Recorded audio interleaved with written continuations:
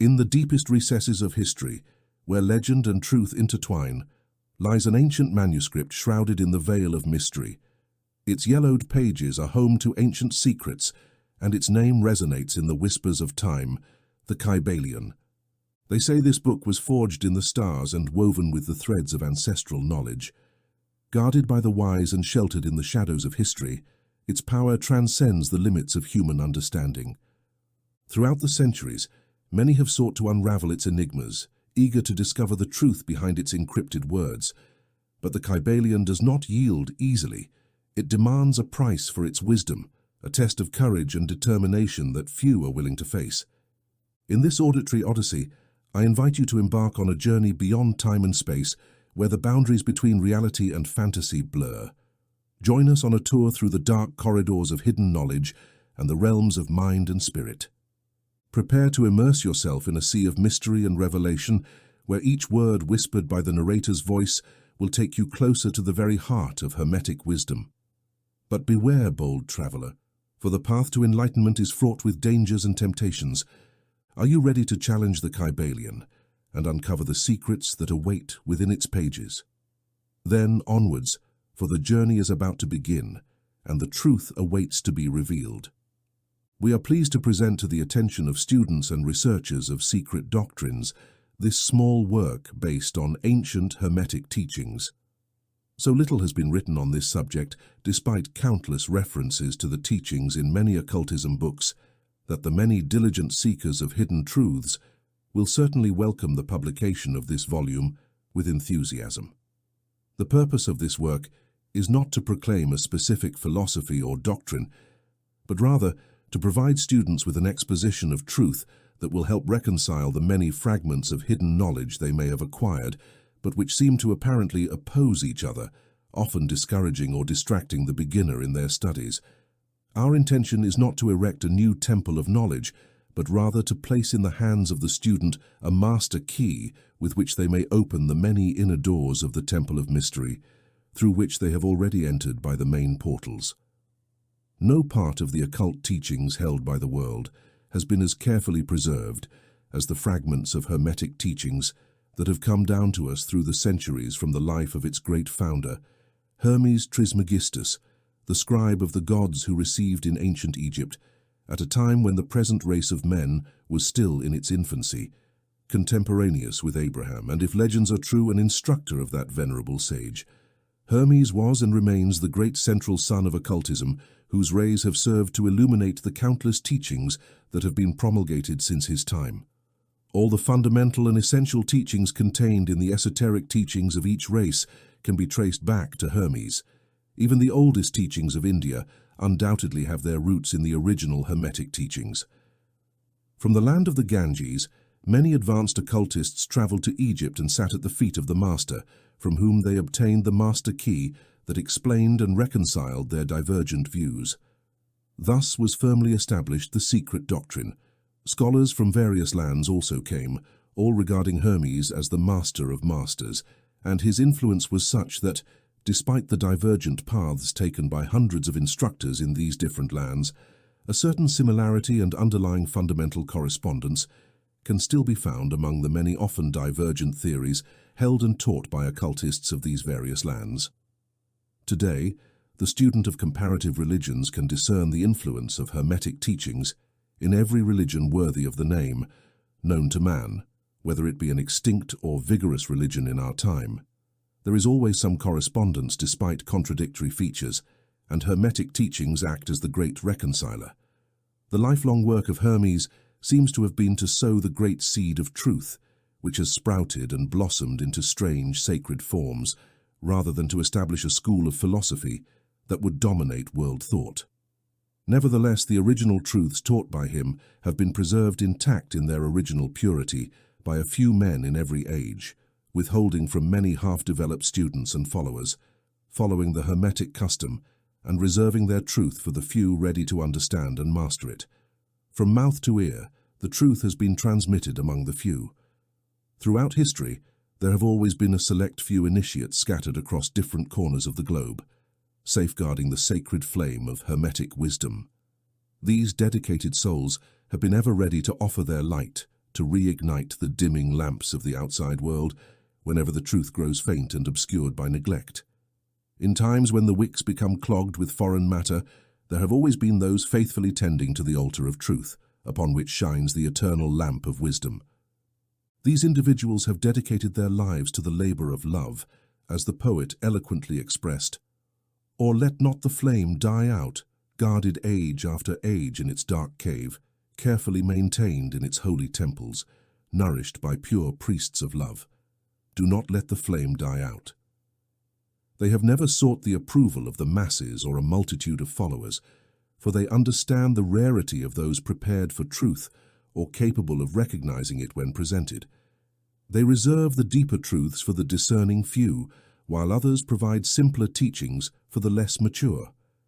Despite their seclusion, these guardians of wisdom remain faithful to the original teachings of Hermes, imparting words of truth to those ready to receive them. As the Kybalion states, "Where the footsteps of the master fall, the ears of those ready for his teaching open wide, and when the student's ears are ready to hear, the lips come to fill them with wisdom. Yet they adhere strictly to the Hermetic aphorism, 'The lips of wisdom are closed except to the ears of understanding.' Some may criticize their policy of seclusion and reticence, but history attests to the wisdom of their approach. The Hermetists understand the folly of attempting to teach truths to those unprepared or unwilling to receive them. They have no desire to be martyrs, and instead observe with a compassionate smile while the world clamors loudly around them, often misunderstanding and perverting the truths they hold dear. Even today the spirit of persecution persists, with certain Hermetic teachings facing ridicule and contempt if proclaimed publicly. Yet, despite these challenges, this work endeavors to convey the fundamental teachings of the Kybalion, empowering true students to grasp and apply these principles for themselves. For those who are sincere seekers, these teachings will serve as a guiding light on their journey of understanding. For others, they will remain mere words, devoid of meaning until they are ready to embark on the path of wisdom. Signed, the Three Initiates. Chapter 1. The Hermetic Philosophy. The lips of wisdom are closed except to the ears of understanding. The Kybalion.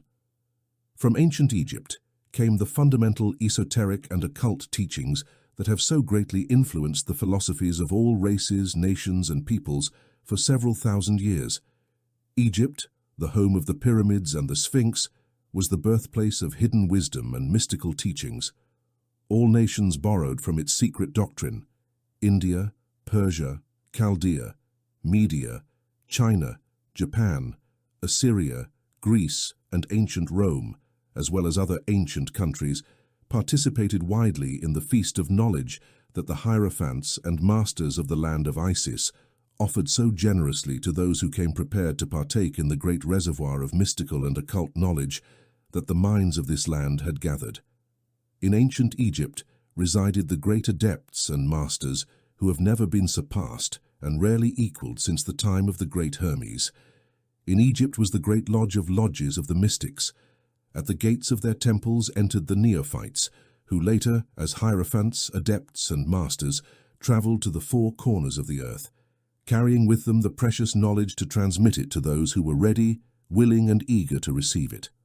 All students of the occult recognize the debt they owe to these venerable masters of this ancient land.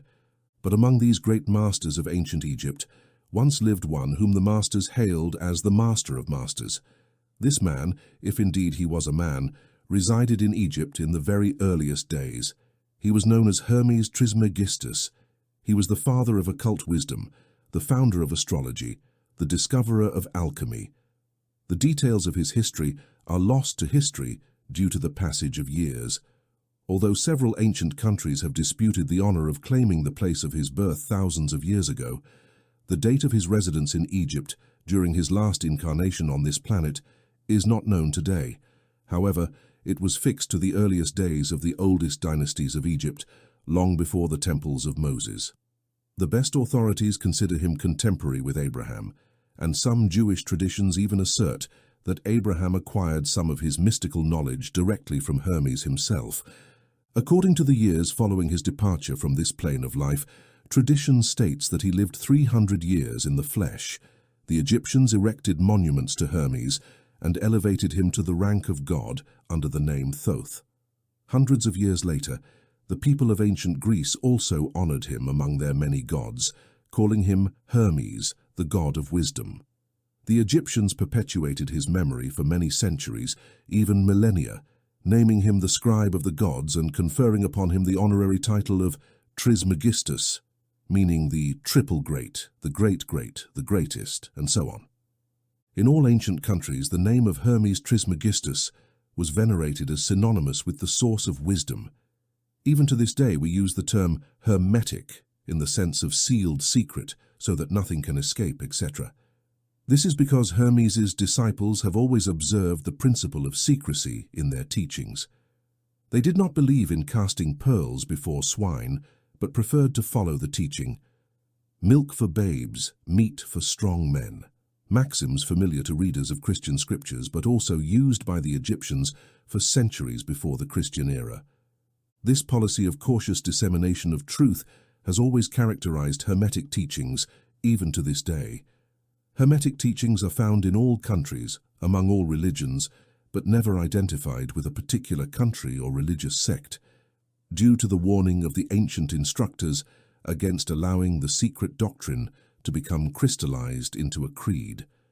The wisdom of this warning is evident to all students of the history of ancient occultism in India and Persia, which was greatly lost because the instructors became priests, and thus mingled theology with philosophy, leading to the gradual loss of Indian and Persian occultism among the mass of religious superstitions, cults, beliefs, and gods.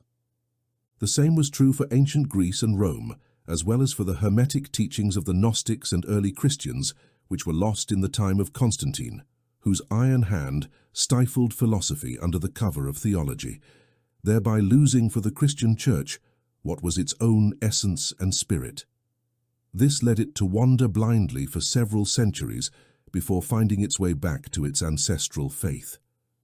It is evident to all attentive observers in this 20th century that the Church is now seeking to return to its ancient mystical teachings, but there have always been a few faithful souls who have kept the flame alive, carefully guarding it and not allowing its light to be extinguished.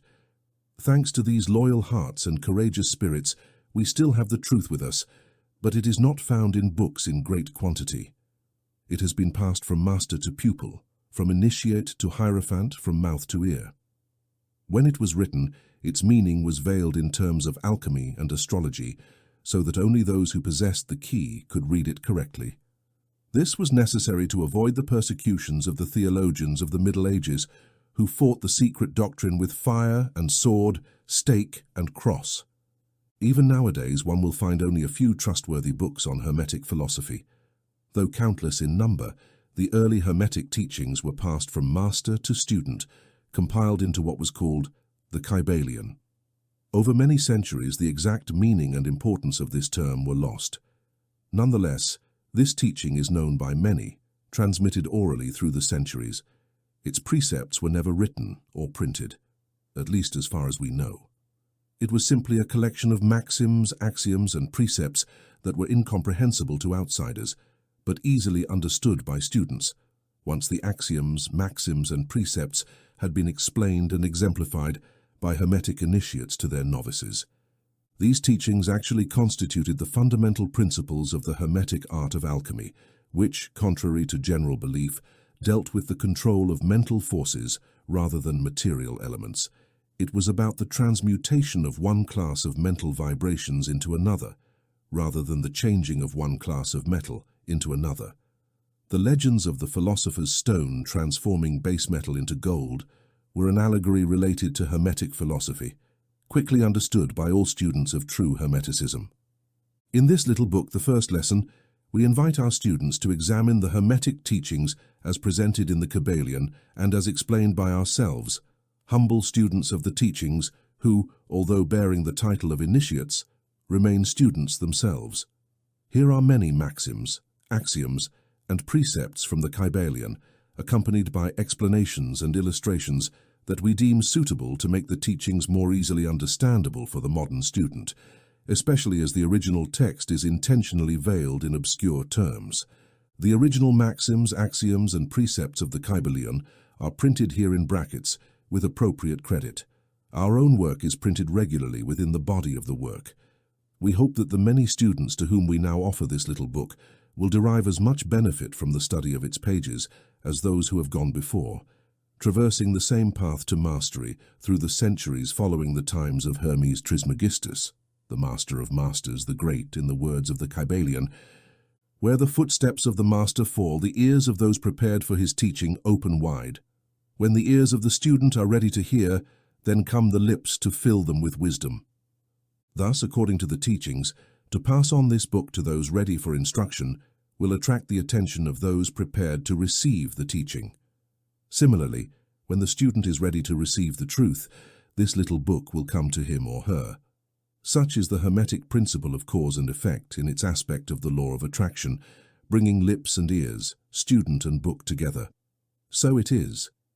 Establishing the mental nature of the universe, it easily explains all the varied mental and psychic phenomena that capture such a large share of public attention, and that without such explanation remain incomprehensible and defy scientific treatment.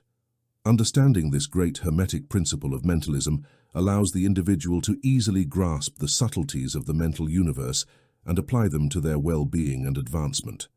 The Hermetic student is able to intelligently apply the great mental laws instead of using them haphazardly. With this master key in their possession, the student can open the many doors of the mental and psychic temple of knowledge and enter them freely and intelligently. This principle explains the true nature of energy, power, matter, and why and how they are all subordinate to the mastery of the mind. One of the ancient Hermetic masters wrote long ago, "He who grasps the truth of the mental nature of the universe is well advanced on the path of mastery," and these words are as true today as they were when they were first written. Without this master key, mastery is impossible, and the student calls in vain to the many doors of the temple. The principle of correspondence, as above, so below, as below, so above. This principle incorporates the truth that there is always a correspondence between the laws and phenomena of the various planes of existence and life. The ancient Hermetists expressed this axiom in these terms: as above, so below, as below, so above. Understanding this principle provides a means to resolve many obscure enigmas and hidden secrets of nature. There are planes beyond our knowing, but when we apply to them the principle of correspondence, we are able to understand many things that would otherwise have been unknown to us. This principle is of universal application and manifestation in the various planes of the material, mental, and spiritual universe. The ancient Hermetists regarded this principle as one of the most important mental tools, allowing man to look beyond the obstacles that hide the unknown from life. Its use even enabled one to pierce the veil of Isis, to the point of being able to catch a glimpse of the goddess's face, just as the knowledge of the principles of geometry allows man to measure distant suns and their movements from his observatory. Thus, a knowledge of the principle of correspondence enables man to reason intelligently from the known to the unknown. Studying the monad, he understands the archangel. The principle of vibration. Nothing rests, everything moves, everything vibrates. This principle incorporates the truth that everything is in motion, everything vibrates, nothing is at rest. This Hermetic principle, stated thousands of years ago by the masters of ancient Egypt, explains that the differences between the various manifestations of matter, energy, mind, and even spirituality primarily result from varying frequencies of vibration. From the all which is pure spirit to the grossest form of matter, everything is in vibration. The higher the vibration, the higher the position on the scale.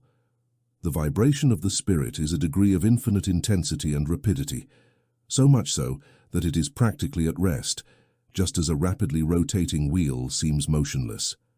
And at the other end of the scale, there are gross forms of matter whose vibrations are so low that they appear to be at rest. Between these two poles there are millions and millions of varying degrees of vibration, from the corpuscle and the electron, the atom and the molecule, to worlds and universes. Everything is in vibratory motion. This is also true in the realms of energy and force, which are just varying degrees of vibration, and also in the mental planes, whose states depend on vibrations, and even in the spiritual planes. Understanding this principle with the appropriate formulas allows Hermetic students to control their own mental vibrations as well as those of others. The masters also apply this principle to the conquest of natural phenomena in various ways. One who understands the principle of vibration has grasped the scepter of power, says one of the ancient writers. The principle of polarity. Everything is dual, everything has poles, everything has its pair of opposites alike, and similar are the same. Opposites are identical in nature, but different in degree. Extremes meet. All truths are but half-truths, all paradoxes can be reconciled. This principle incorporates the truth that everything is dual, everything has two poles, everything has its pair of opposites, all being ancient Hermetic axioms. It explains the ancient paradoxes that have puzzled so many people and manifests thus. Thesis and antithesis are identical in nature but different in degree. Opposites are the same thing but different only in degree. Pairs of opposites can be reconciled, extremes meet. Everything is and is not at the same time.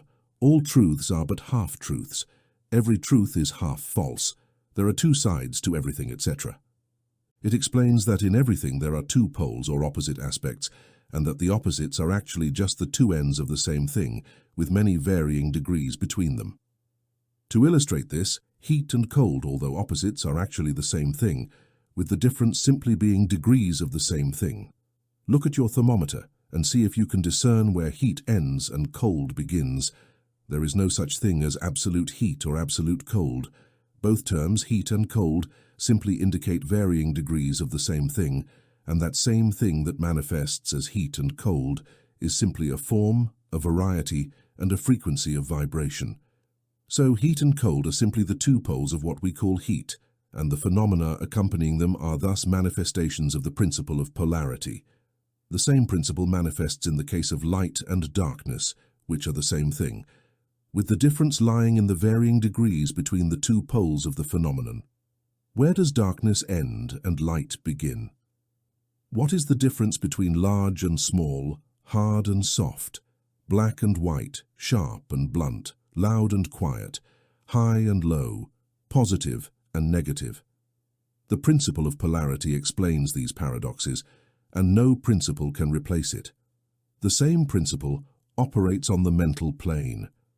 Let's take a radical and extreme example, that of love and hate, two mental states that are totally different in appearance, yet there are degrees of hate and degrees of love, and a midpoint where we use the terms likes and dislikes that overlap so gradually that sometimes we cannot tell whether we love or hate, or neither. And all are just degrees of the same thing, as you will see if you just take a moment to think about it. And more importantly for the Hermeticists, it is possible to change the vibrations of hate into vibrations of love in one's own mind and in the minds of others. Many of you reading these lines have had personal experiences of the rapid, involuntary transition from love to hate and vice versa, in your own case and that of others. Therefore, you will realize the possibility of this being accomplished through the use of will through Hermetic formulas. Good and evil are just the poles of the same thing. And the Hermetist understands the art of transmuting evil into good through the application of the principle of polarity. In short, the art of polarization becomes a phase of Hermetic mental alchemy, known and practiced by ancient and modern Hermetic masters. An understanding of this principle will enable you to change your own polarity, as well as that of others, if you are willing to devote the time and study necessary to master this art. The principle of rhythm. Everything moves outward and inward. Everything has its tides. All things rise and fall. The oscillation of the pendulum is manifested everywhere. The measure of the swing to the right is the measure of the swing to the left. Rhythm compensates.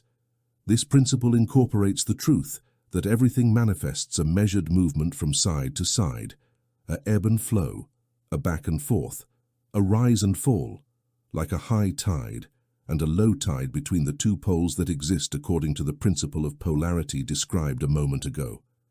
There is always action and reaction, advancement and retreat, ascent and descent. So it is in the affairs of the universe, of suns, of worlds, of men, of animals, of mind, of energy, and of matter. This law manifests in the creation and destruction of worlds, in the rise and fall of nations, in the life of all things, and finally, in the mental states of man.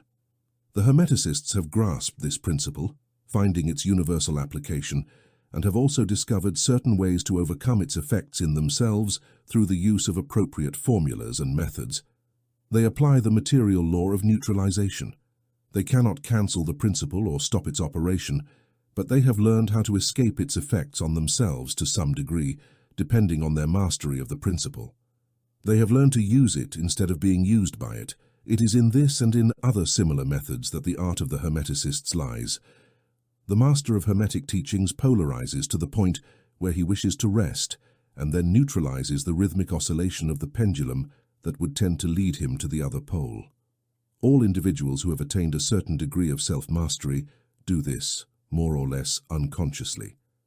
But the master does it consciously, by the use of his will, and achieves a degree of mental balance and firmness almost incredible to the masses, who are swayed back and forth like a pendulum. This principle and that of polarity have been closely studied by Hermeticists, and the methods to counteract, neutralize, and use them form an important part of Hermetic mental alchemy. The principle of cause and effect. Every cause has its effect, every effect has its cause. Everything happens according to law. Chance is but a name for unrecognized law. There are many planes of causality, but nothing escapes the law. This principle incorporates the fact that there is a cause for every effect, an effect for every cause. It explains that everything happens according to law, that nothing ever happens simply, that there is no such thing as chance. There are various planes of cause and effect dominating the higher and lower planes, but nevertheless, nothing entirely escapes the law. Hermeticists understand the art and methods to rise above the ordinary plane of cause and effect to some degree, and by mentally rising to a higher level, they become causes rather than effects. The masses of people are docilely driven by their environment, their needs, and the desires of those stronger than themselves by heredity, suggestion, and other external causes, moving them like pawns on the chessboard of life. But the masters, by rising to the higher plane, dominate their moods, characters, qualities, and powers, as well as the environment around them, and become players in the game of life instead of being played and moved back and forth by the wills of others and the environment. They use the principle instead of being its instruments. The masters obey the causality of the higher planes, but aid it to rule over their own plane. In this statement is condensed a treasure of Hermetic knowledge. Let him who can read it. The principle of gender. Gender is in everything. Everything has its masculine and feminine principles. Gender manifests on all planes. This principle incorporates the truth that there is a gender manifested in everything. The masculine and feminine principles are always in action. This is true not only on the physical plane, but also on mental and even spiritual planes. On the physical plane, the principle manifests as sex. On the higher planes, it takes subtler forms, but the principle remains the same. No physical, mental, or spiritual creation is possible without this principle. An understanding of its laws will illuminate many subjects that have perplexed the minds of men. The principle of gender always works in the direction of generation and creation. Everything and every person contains the two elements or principles, or this great principle within them. Every male also contains the female element. Every female also contains the male principle. If you wish to understand the philosophy of mental and spiritual creation, generation and regeneration, you must understand and study this Hermetic principle. It contains the solution to many mysteries of life. We caution you that this principle has no reference to the many low, pernicious, and degrading theories, teachings, and practices taught under fancy titles, and which are a perversion of the great natural principle of gender. These low levels of ancient times and these infamous forms of ease tend to ruin the mind, body, and soul. And Hermetic philosophy has always sounded a note of warning against these degraded teachings, which lead to lust, license, and perversion of the principles of nature. If you seek such teachings, you must go elsewhere to find them. Hermeticism has nothing for you. Through these lines, for the pure everything is pure, for the low everything is low. Chapter 3. Mental transmutation. Mentality, just like metals and elements, can be transmuted from state to state, from degree to degree, from condition to condition, from one pole to another, from one vibration to another. True Hermetic transmutation is a mental art, as we have established. The Hermeticists were the original alchemists, astrologers and psychologists, with Hermes being the founder of these schools of thought. From astrology grew modern astronomy, from alchemy came modern chemistry, and from mystical psychology arose the modern psychology of the schools. However, it should not be assumed that the ancients were ignorant of what modern schools suppose to be their exclusive and special property. The records engraved in the stones of ancient Egypt clearly show that the ancients possessed a complete and exhaustive knowledge of astronomy, as evidenced by the construction of the pyramids and their connection to the study of astronomical science. They were also not ignorant of chemistry, as fragments of ancient writings show that they were familiar with the chemical properties of things. In fact, ancient theories regarding physics are slowly being verified by the latest discoveries of modern science, mainly those concerning the constitution of matter. Nor should it be assumed that they were ignorant of supposedly modern discoveries in psychology. On the contrary, the Egyptians were particularly well versed in the science of psychology, especially in branches ignored by modern schools, yet unearthed under the name of psychic science, which puzzles today's psychologists and makes them reluctant to admit that there might be something to it. After all, the truth is that beneath material chemistry, astronomy, and psychology, there lies psychology in its phase of cerebral action. The ancients possessed a knowledge of transcendent astronomy called astrology, of transcendent chemistry called alchemy, and of transcendent psychology called mystical psychology. They possessed both internal and external knowledge, whereas modern scientists possess only the latter. Among the many secret branches of knowledge possessed by the Hermeticists was one known as mental transmutation, which forms the subject matter of this lesson. Transmutation is a term commonly used to denote the ancient art of transmuting metals, especially base metals, into gold.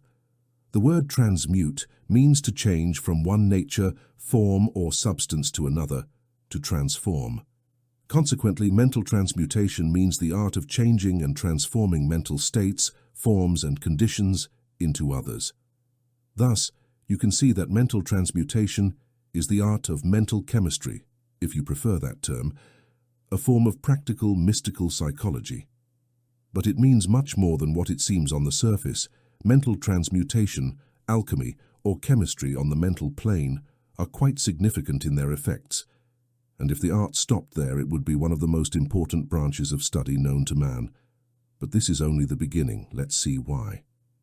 The first of the 7 Hermetic principles is the principle of mentalism, whose action is all is mind, the universe is mental, meaning that the underlying reality of the universe is mental, and that the universe itself is mental, existing in the mind of the all.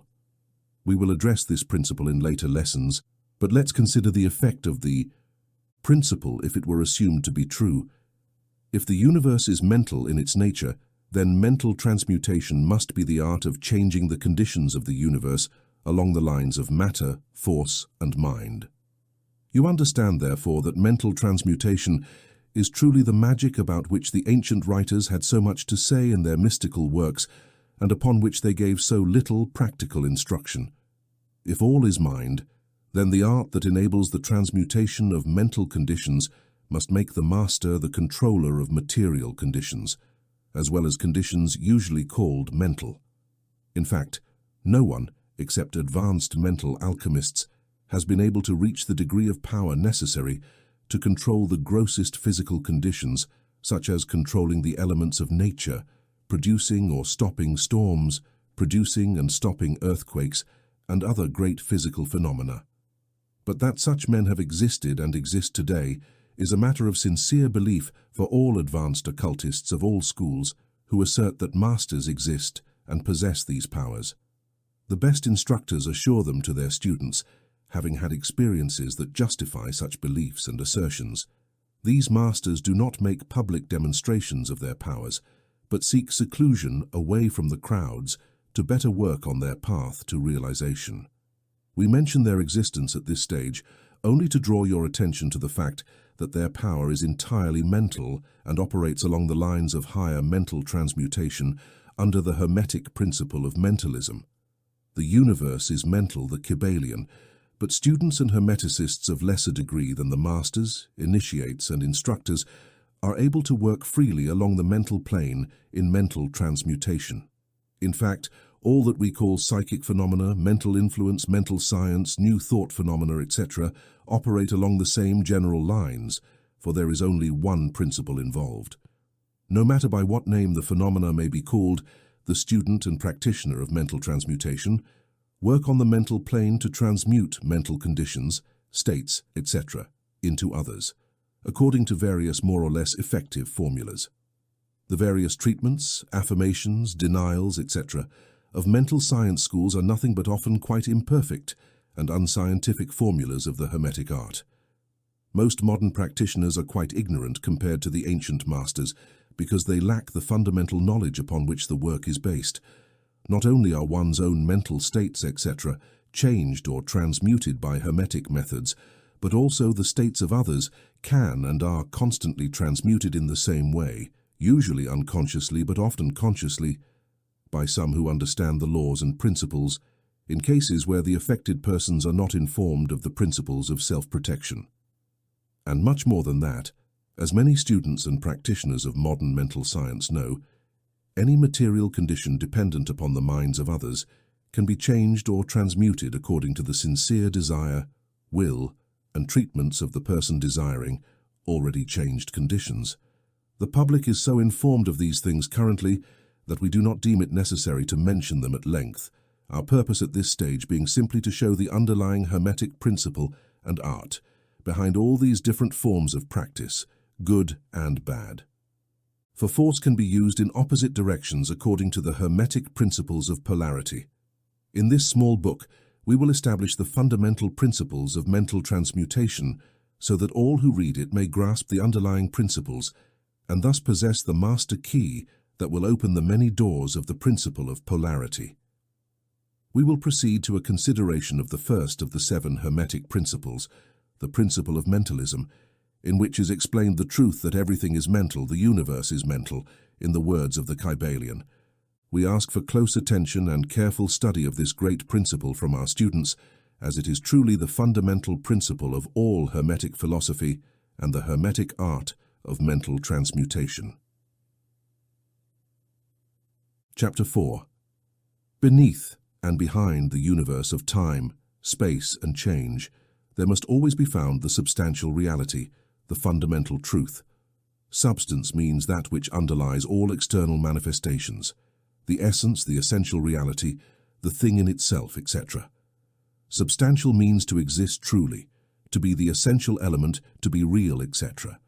Reality means the state of being real, true, lasting, valid, fixed, permanent, effective, etc.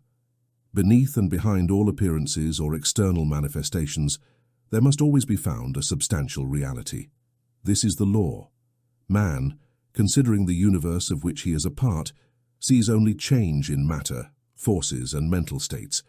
He sees that nothing is truly real, but that everything is becoming and changing. Nothing remains still. Everything is born, grows, dies. As soon as something reaches its peak, it begins to decline. The law of rhythm is in constant operation. There is no reality, lasting quality, fixedness, or substantiality in anything. Nothing is permanent except change. He sees all things evolve from other things and dissolve into other things, a constant action and reaction, ebb and flow, construction and deconstruction, creation and destruction, birth, growth, decline, and death. Nothing lasts except change. And if it is a man who thinks, he will realize that all these changing things can only be the external appearances or manifestations of some underlying power, of some substantial reality. All thinkers of all lands and all times have supposed the necessity of postulating the existence of this substantial reality. All philosophies worthy of the name have been based on this idea. Men have given it many names. Some have called it by the term divinity under many titles. Others have called it the infinite and eternal energy. Others have attempted to call it matter, but all have recognized its existence. It is self-evident. It needs no argument. In these lessons, we have followed the example of some of the greatest thinkers of the world, both ancient and modern, the Hermetic masters, and we have called this underlying power, this substantial reality, by the Hermetic term, the all-completed, which we consider the most comprehensive among the many terms applied by man to that which transcends names and terms. We accept and teach the viewpoint of the great Hermetic thinkers of all time, as well as that of those illumined souls who have reached higher planes of being, both asserting that the inner nature of the all is unknowable. It is so because nothing but the all itself can understand its own nature and being. The Hermeticists believe and teach that the all in itself is and must always remain unknowable. They do not regard all the theories, conjectures, and speculations of theologians and metaphysicians concerning the inner nature of the all as anything other than puerile efforts of the human mind to grasp the infinite secret. Such efforts have always failed and will always fail because of the very nature of the task.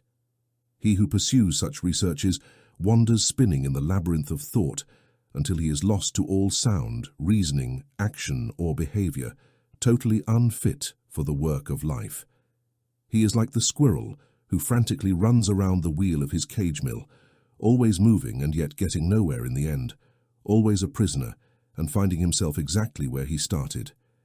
And even more presumptuous are those who attempt to attribute to the all the personality, qualities, properties, characteristics, and attributes of themselves, attributing to the all human emotions, feelings, and human characteristics, even to the most petty qualities of humanity, such as jealousy, susceptibility to flattery and praise, the desire for offerings and worship, and all the other remnants of the childhood days of the race.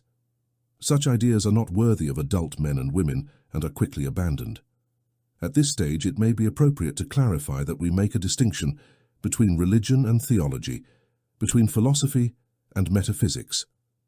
Religion for us means that intuitive realization of the existence of the all and the individual's relationship to it, while theology represents men's attempts to attribute to the all a personality, qualities, characteristics, their theories about its will, desires, plans, and purpose, and their claim to act as mediators between the all and the people. Philosophy for us means the search for knowledge of things knowable and thinkable, while metaphysics represents the attempt to push research beyond the limits into unknowable and unthinkable regions in a direction similar to that of theology, and therefore both religion and philosophy represent for us things rooted in reality, while theology and metaphysics seem to be broken, reeds rooted in the shifting sands of ignorance, providing nothing but the most uncertain support for man's mind or soul. We do not expect our students to accept these viewpoints. We mention them simply to show our position.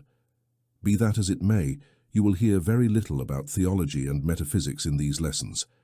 However, while the essential nature of the all is unknowable, there are certain truths related to its existence that the human mind finds itself compelled to accept, and the examination of these decrees forms a proper subject of inquiry, particularly because they coincide with the decrees of the illumined on higher planes.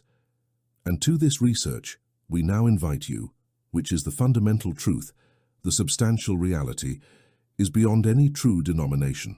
The wise call it the all in its essence. The all is unknowable, but the verdict of reason can be welcomed and treated with respect. The Kybalion. Human reason, whose judgments we must accept as we reflect, thus informs us about the all without seeking to lift the veil of the unknowable. 1. The all must be all that it is really. There can be nothing outside the all, otherwise the all would not be the all. 2. The all must be infinite, for there is nothing to define, confine, bind, limit, or restrict it. The all must be infinite in time or eternal. It must have always existed, continuously, for nothing else would ever have created it, and something can never arise from nothing. And if it had ever begun, even for an instant, it would not be now. It must exist eternally, for nothing can destroy it, and it can never not be, even for an instant, for something can never become nothing. It must be infinite in space. It must be everywhere, for there is no place outside the all. It can only be continuous in space, without break, sensation, separation, or interruption. For nothing can break, separate, or interrupt its continuity, and nothing to fill the voids. It must be infinite in power or absolute, for nothing can limit, restrict, constrain, confine, or disturb it. It is subject to no other power, for there is no other power. 3. The all must be immutable or not subject to change in its real nature, for nothing can effect changes upon it, nothing upon which it could change or from which it could be changed. It can neither be added to nor subtracted from, increased nor diminished, nor become greater or smaller in any aspect. It must always have been and remain exactly what it is now. The all has never been, is not now, and never will be a thing that could change. Being infinite, absolute, eternal, immutable, it follows that anything finite, changing, ephemeral, and conditioned cannot be the all. And since there is nothing outside the all in reality, then all these finite things must be as nothing in reality. Now do not be alarmed. We are not trying to lead you into the domain of Christian science under the guise of Hermetic philosophy. There is a reconciliation of this seemingly contradictory state of affairs. Be patient, we will get there in time. We see around us what is called matter, which forms the physical foundation for all forms. This is only matter, not the all. Matter cannot manifest life or spirit, and since life and spirit are manifested in the universe, the all cannot be matter. For nothing rises higher than its own origin, nothing ever manifests in an effect that is not in the cause, nothing develops as a consequence without being involved as a precedent. Furthermore, modern science informs us that there is actually no matter, that what we call matter is simply interrupted energy or force. This is energy or force at a low frequency of vibration. As a recent writer put it, matter has dissolved into mystery. Even material science has abandoned the theory of matter and now rests on the basis of energy. So the all is only pure energy or force, not energy and force as materialists use these terms. For their energy and force are blind, mechanical things, devoid of life or spirit. Life and spirit can never arise from blind energy or force, for the reason given earlier. Nothing can rise higher than its origin, nothing develops unless it is involved, nothing manifests in the effect if it is not in the cause. Thus, the all can only be energy or force. However, if that were so, then there would be no such things as life and spirit, non-existent, and we know that this is not the case, for we are alive, and use our minds to consider this same question, and those who claim that everything is energy or force do the same. So, what is there above matter or energy that we know to exist in the universe? Life and spirit, in all their varying degrees of development. So you may be asking, do you mean that the all is life and spirit? Yes and no is our answer. If by life and spirit you mean what we, poor insignificant mortals, mean by these words, we say no, it is not that. But what kind of life and spirit do you mean, you ask? The answer is a living mental life, so much superior to what mortals understand by these words, as life and spirit are superior to mechanical forces or matter. An infinite mental life, in comparison to infinite life and spirit, we mean what enlightened souls mean when they reverently utter the word spirit. The all is an infinite mental life. Chapter 5. The Mental Universe. The universe is mental, held in the mind of the all. The all is spirit. But what is spirit? This question cannot be answered by reason, for its definition is practically that of the all, which cannot be explained or defined. Spirit is simply a name given by men to the highest conception of infinite mental life. It represents the truly living essence, far above life and spirit as we know them, just as these are superior to mechanical energy and matter. Spirit transcends our understanding, and we use this term simply to think or speak of the all for purposes of reflection and understanding. We are justified in considering spirit as infinite mental life, while simultaneously recognizing that we cannot fully comprehend it. We must either do that or stop thinking about this question altogether. Let us now proceed to a consideration of the nature of the universe as a whole and in its parts. What is the universe? We have seen that there can be nothing outside the all. So, the universe is neither the all. For the universe seems to be made up of many things and is constantly evolving, which does not fit with the idea we are constrained to accept concerning the all, as established in our last lesson. So, if the universe is neither the all nor nothing, such is the inevitable conclusion of the mind upon the first thought. But that does not answer the question, for we are convinced of the existence of the universe. So, if the universe is neither the all nor created by the all, having divided itself into fragments, what else can it be? That is the great question.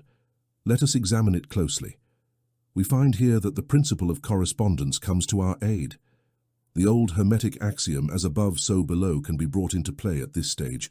Let us try to gain an insight into the workings of the higher planes by examining those of our own plane of existence. The principle of correspondence must apply here too, as to other problems. Let us look at how man creates on his own plane of existence. Well, first, he can create by making something out of external materials.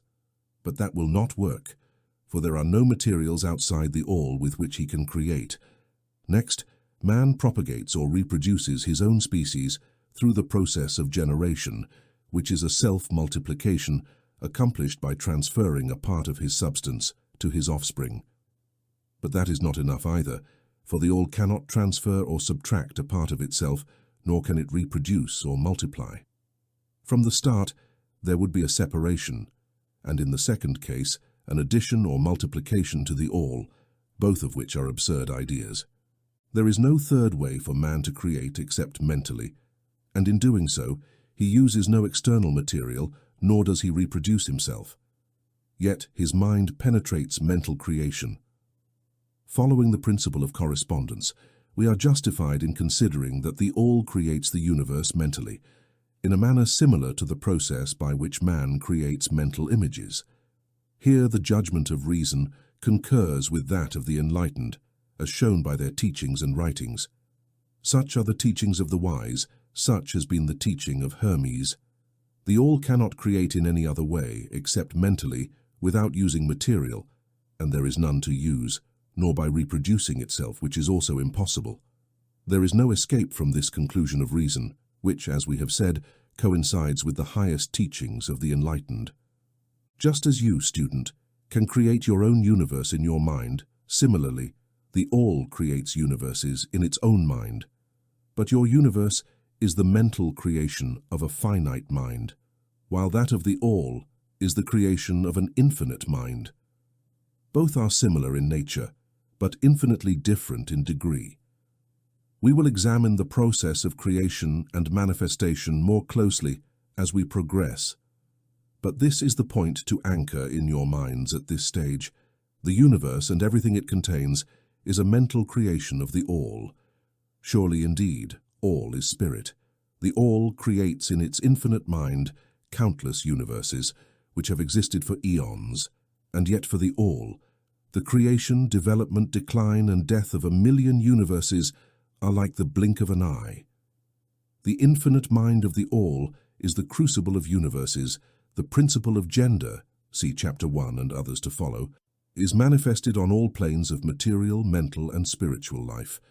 But as we have said before, gender does not mean sex. Sex is simply a material manifestation of gender. Gender means relating to generation or creation, and wherever something is generated or created on any plane, the principle of gender must be manifested, and it is true even in the creation of universes. Now do not jump to the conclusion that we are teaching that there is a male and female God or creator. This idea is simply a distortion of the ancient teachings on the subject. The true teaching is that the all itself is above gender, as it is above all other laws, including those of time and space. It is the law from which laws proceed and is not subject to them. But when the all manifests on the plane of generation or creation, then it acts in accordance with law and principle, for it evolves on a lower plane of existence and thus manifests the principle of gender in its masculine and feminine aspects. On the mental plane, This idea may seem alarming to some of you hearing it for the first time, but you have all truly accepted it passively in your conceptions. Every day, you speak of the fatherhood of God and the motherhood of nature, of God the Father and nature the universal mother. And thus you have instinctively recognized the principle of gender in the universe, have you not? But Hermetic teaching does not imply real duality. The all is one. The two aspects are only aspects of manifestation.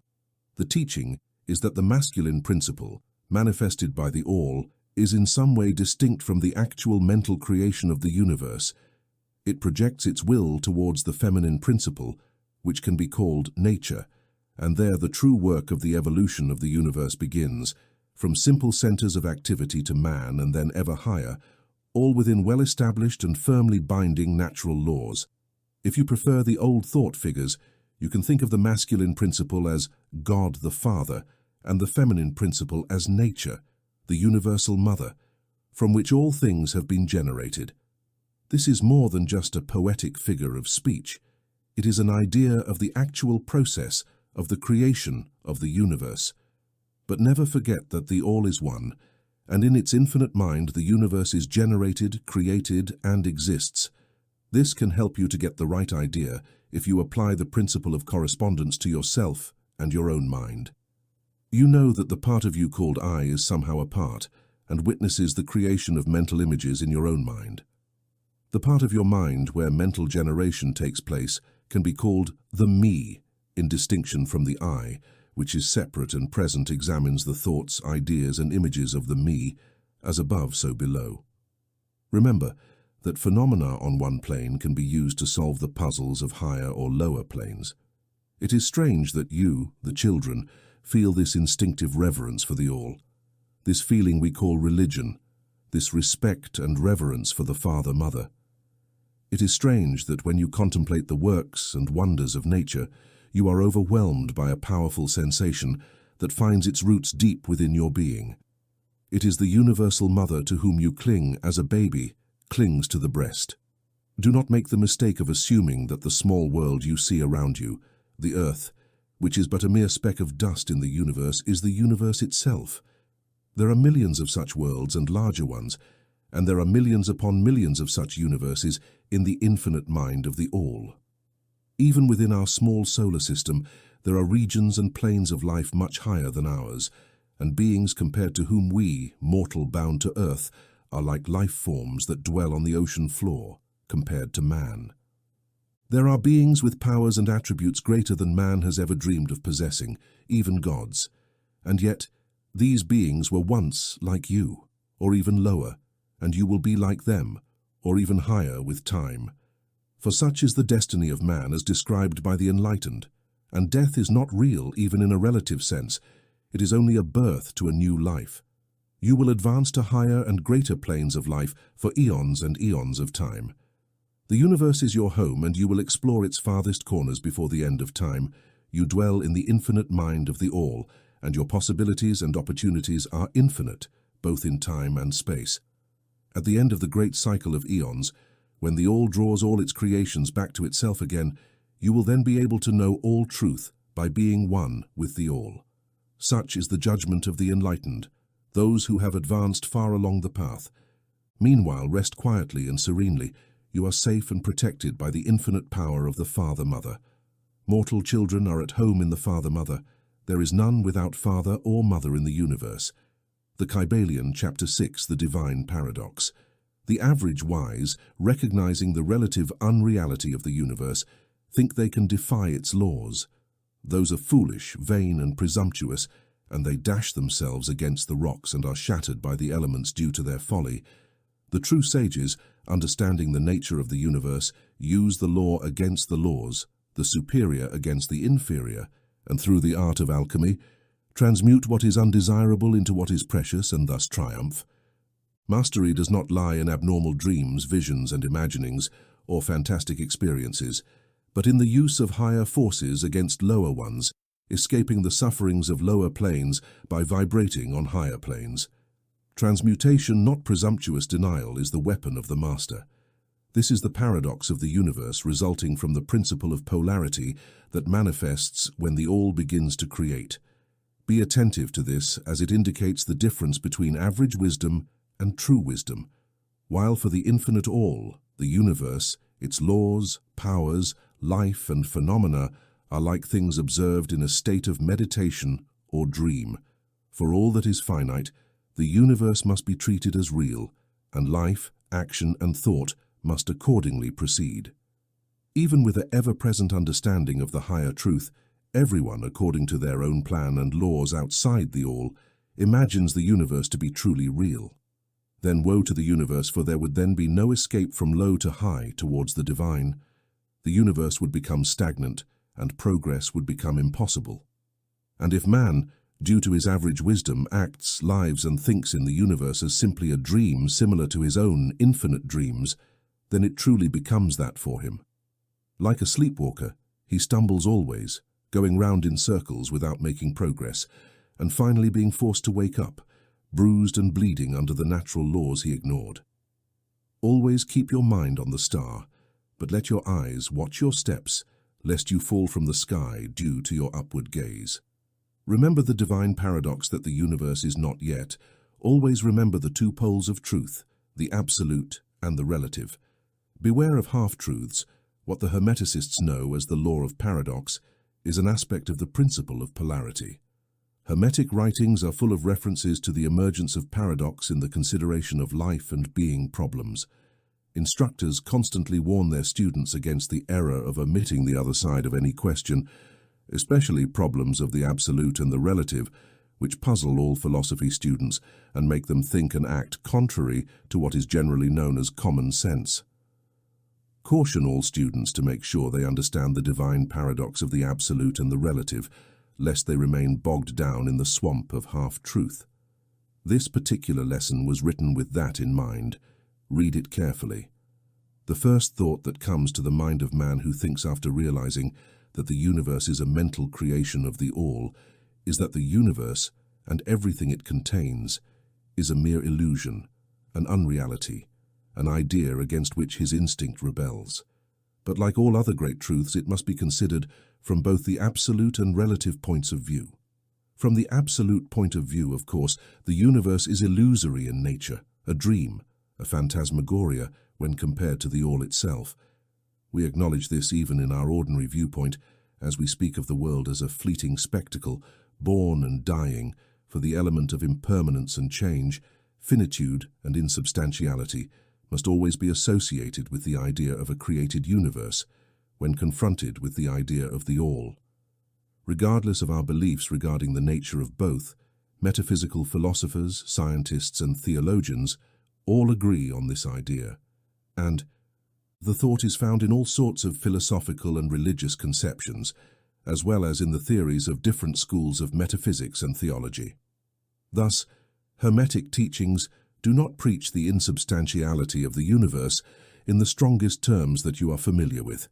Even though its exposition of the subject may seem somewhat intimidating, anything that has a beginning and an end must in a sense be unreal and false, and the universe falls under this rule in all schools of thought. From the absolute point of view, nothing is real except the all.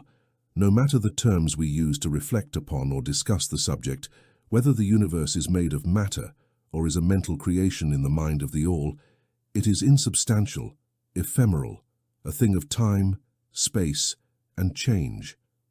We want you to realize this fact thoroughly before judging the Hermetic conception of the mental nature of the universe. Reflect on each and every other conception and see if this is not true for them. But the absolute view merely shows one side of the picture. The other side is the relative. Absolute truth has been defined as things as the mind of God knows them, while relative truth is things as the highest human reason understands them. Thus, while for the all, the universe must be unreal and illusory, a mere dream or the result of meditation, yet for finite minds that are part of this universe and see it through mortal faculties, the universe is indeed very real and must be considered as such. Acknowledging the absolute standpoint does not mean ignoring or denying the facts and phenomena of the universe as they present themselves to our mortal faculties. We are not the all. Remember, for familiar illustrations, We all acknowledge the fact that matter exists for our senses. We would struggle to deny it. And yet, even our finite minds understand the scientific assertion that there is no such thing as matter from a scientific point of view. What we call matter is supposed to be simply an aggregation of atoms, atoms which are themselves simply an assembly of force units called electrons or ions, vibrating and in constant motion. We strike a stone and feel the impact. It feels real, though we know it to be only what we have established above. But remember that our foot, which feels the impact through our brain, is also matter, made up of those same electrons. And the same goes for our brain. At best, were it not for our mind, we would know nothing of our foot or the stone at all. Then the ideal of the artist or sculptor, who tries to reproduce in stone or on canvas, seems very real to him. So it is with the characters in the mind of the author or playwright, who seeks to express them so that others may recognize them. And if this is true in the case of our finite minds, what must be the degree of reality in the mental images created in the mind of the infinite? To friends for mortals, this mental universe is indeed very real. It is the only one we can ever know, even if we do not see it from plane to plane at every higher level. To know it otherwise by actual experience, we must be the all. In other words, the less we see it on the scale, the closer we come to the mind of the Father, the more the illusory nature of finite things becomes evident. But the vision does not truly vanish until the all finally absorbs us into itself. So we should not dwell on the characteristic of illusion, but rather by recognizing the real nature of the universe, let's try to understand its mental laws and strive to use them to the best of our ability in our progression through life as we travel from plane to plane of existence. The laws of the universe are no less ironclad because of their mental nature. Everything except the all is bound by them. What is in the infinite mind of the all is real to a degree only lower than that very reality, which is vested in the nature of the all. So, do not feel uncertain or fearful.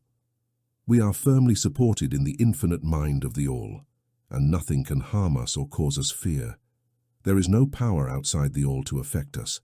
So, let us rest calmly and confidently, calm and peacefully asleep, cradled in the bosom of the abyss, resting securely in the womb of the ocean of the infinite mind which is the all. Indeed, we live, we move, and have our being. Matter is matter to us anyway, as we dwell on the plane of matter, even though we know it to be nothing but an aggregation of rapidly vibrating electrons or force particles spinning around each other in atomic formations. Atoms in turn vibrating and spinning to form molecules, which in turn form larger masses of matter.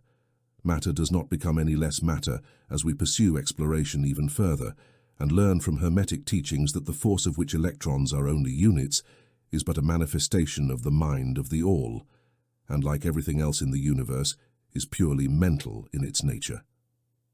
As long as we are on the plane of matter, we must recognize its phenomena.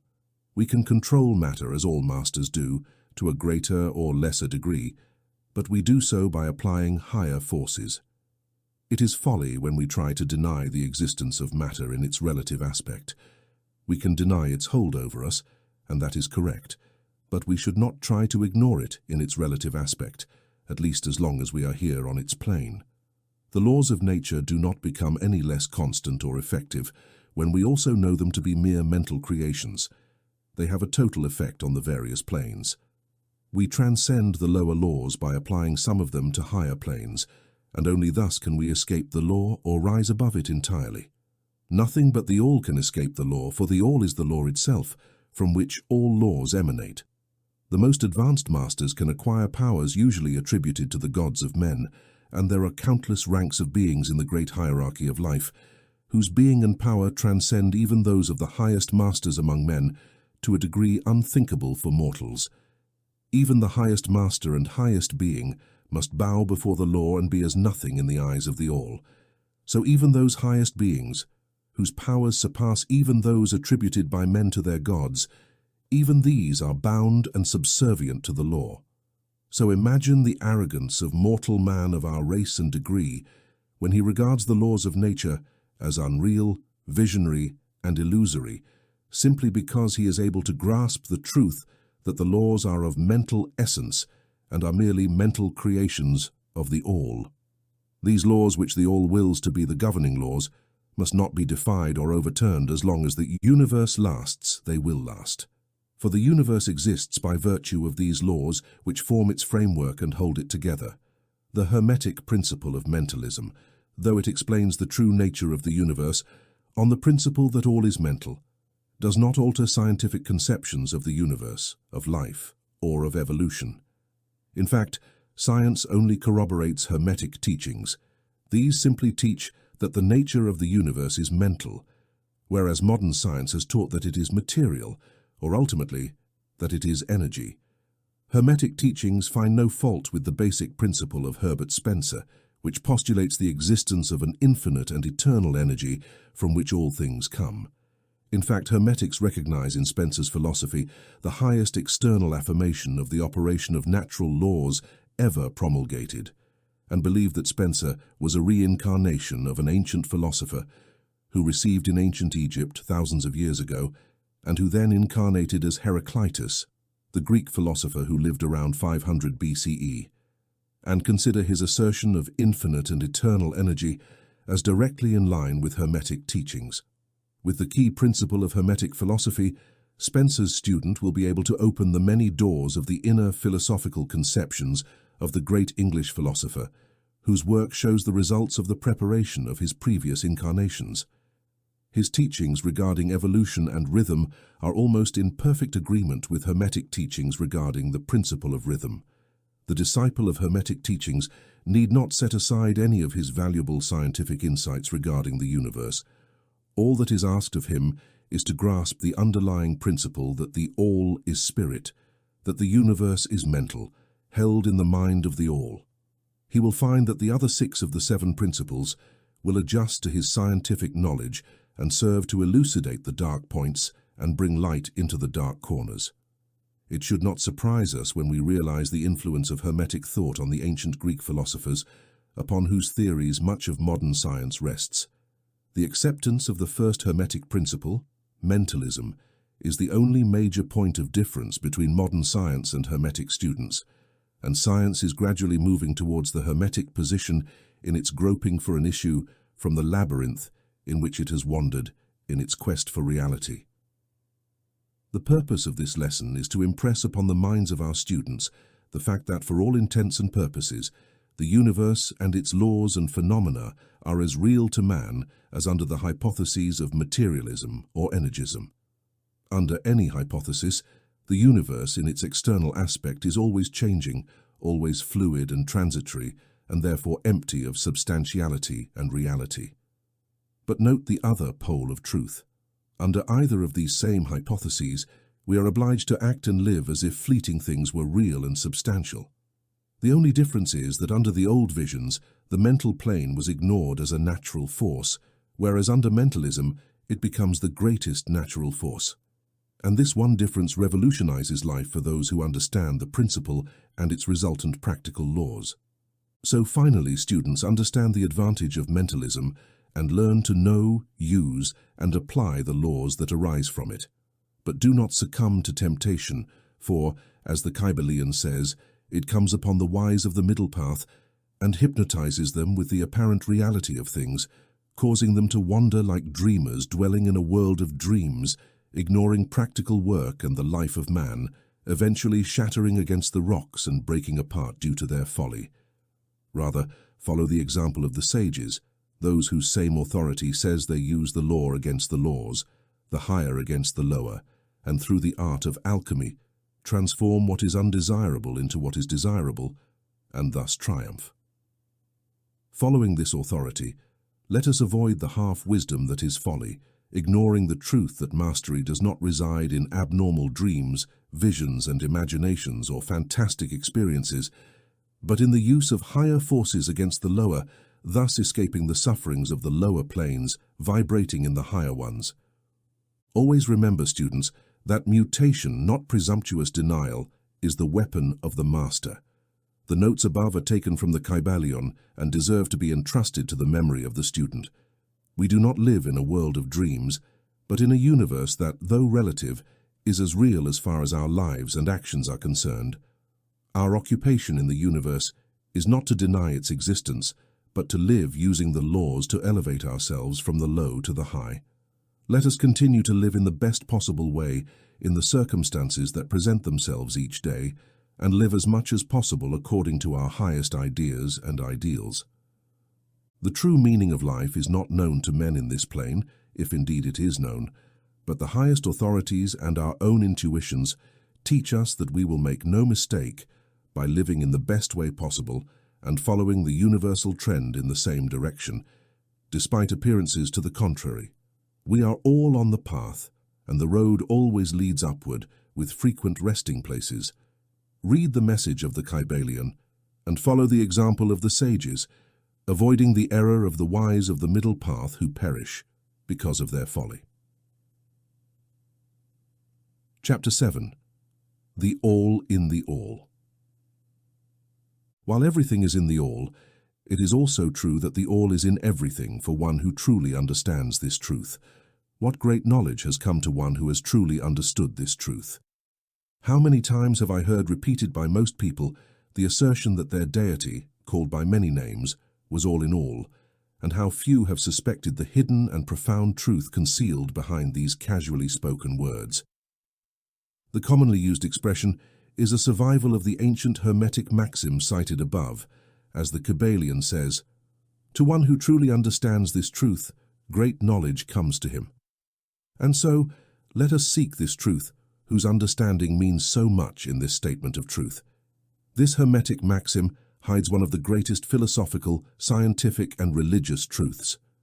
We have given you the Hermetic teaching regarding the mental nature of the universe, the truth that the universe is mental, supported in the mind of the All, as the Kybalion says in the passage quoted above, "Everything is in the All." But does not this statement also imply that the reverse is also true, that the All is in everything? This seemingly contradictory statement is reconcilable under the law of paradox.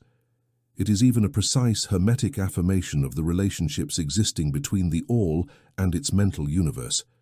We have seen how everything is in the All. Let us now examine the other aspect of the subject.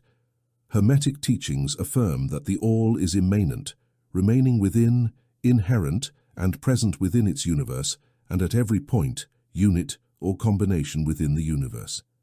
This assertion is usually illustrated by instructors by referring to the principle of correspondence. The instructor asks the student to form a mental image of something, a person, an idea, something with a mental form. The favorite example is that of the author or playwright who forms an idea of his characters, or of a painter or sculptor who forms an image of an ideal he wishes to express through his art. In each case, the student will find that although the image has its existence, and being only in his own mind, nevertheless he, the student, the author, the playwright, the painter or sculptor, is also, in a sense, immanent, and remains within or resides within the mental image. In other words, the entire life, spirit, and soul in the mental image derive from the immanent mind of the thinker. Consider this for a moment until the idea is grasped. To take a modern example, let us say that Othello, Iago, Hamlet, Lear, Richard II existed only in the mind of Shakespeare at the time of their conception or creation. And yet, Shakespeare also existed within each of these characters, giving them their vitality, spirit, and action. Whose spirit are the characters we know as Micawber, Oliver Twist, Uriah Heep from? Is it Dickens, or do each of these characters have a personal spirit independent of their creator? The law of paradox explains that both propositions are true from appropriate points of view. Micawber is both Micawber and yet Dickens. And again, although it can be said that Micawber is Dickens, Micawber is not identical to Dickens. Man, like Micawber, can exclaim, "The spirit of my creator is inherent in me, and yet I am not him." How different is this from the shocking half-truth shouted loudly by some of the half-wise who fill the air with their hoarse cries asserting, "I am God." Imagine poor Micawber or Uriah Heep crying out, "I am Dickens," or one of the fools in one of Shakespeare's plays pompously proclaiming, "I am Shakespeare." Everything is in the earthworm, and yet the earthworm is far from being the all, and yet remains the wonder that although the earthworm exists only as a vile thing, created and having its being only in the mind of the All, yet the All is immanent in the earthworm and in the particles that constitute the earthworm. Can there be a greater mystery than this, of everything in everything and the All in everything? The student realizes, of course, that the illustrations given above are necessarily imperfect and inadequate, because they represent the creation of mental images in finite minds. While the universe is a creation of the infinite mind, and the difference between the two poles separates them, and yet it is simply a matter of degree. The same principle is in operation. The principle of correspondence manifests in each. As above, so below, as below, so above. And insofar as man realizes the existence of the immanent inner spirit within his being, he will ascend the spiritual scale of life. This means spiritual development, recognition, realization, and manifestation of the spirit within us. Try to remember this last definition, that of spiritual development, containing the truth of true religion. There are many planes of being, many planes of life, many degrees of existence in the universe, and all depend on the advancement of beings on the scale, the lowest point of which is the grossest matter, being separated from the highest only by the finest division of the mind of the All. As we ascend this ladder of life, we are all seeing, all on the path, whose end is the All. All progress is a return to the source. Everything rises upward and forward, despite all appearances that seem contradictory. Such is the message of the enlightened ones. The Hermetic teachings concerning the process of the mental creation of the universe indicate that, at the beginning of the creative cycle, the All, in its aspect of being, projects its will towards its aspect of becoming, and the process of creation begins. This process consists of a lowering of vibration until a very low degree of vibrational energy is reached, at which point the grossest form of matter manifests. This process is called the stage of involution, where the All wraps itself or immerses itself in its creation. This process is supposed by the Hermeticists to have a correspondence with the mental process of an artist, writer, or inventor, who becomes so immersed in his mental creation that he almost forgets his own existence and lives almost in his creation for a time. If instead of immersed we use the word carried away, perhaps we will give a better idea of what is meant. This involuntary stage of creation is sometimes called the outpouring of divine energy, just as the evolutionary state is called absorption. The extreme pole of the creative process is considered to be farthest from the All. While the beginning of the evolutionary stage is considered the beginning of the oscillation of the pendulum's return in the rhythm, an idea of returning home supported in all Hermetic teachings. The teachings indicate that during the outpouring, vibrations become lower and lower until finally the impulse ceases and the return oscillation begins. However, there is a difference. While during the outpouring, creative forces manifest compactly and as a whole, from the beginning of the evolutionary stage or absorption, the law of individualization manifests. This is the tendency to separate into units of force, so that eventually what has left the All as individualized energy returns to its source as countless highly developed units of life, having risen higher and higher on the scale through physical, mental, and spiritual evolution.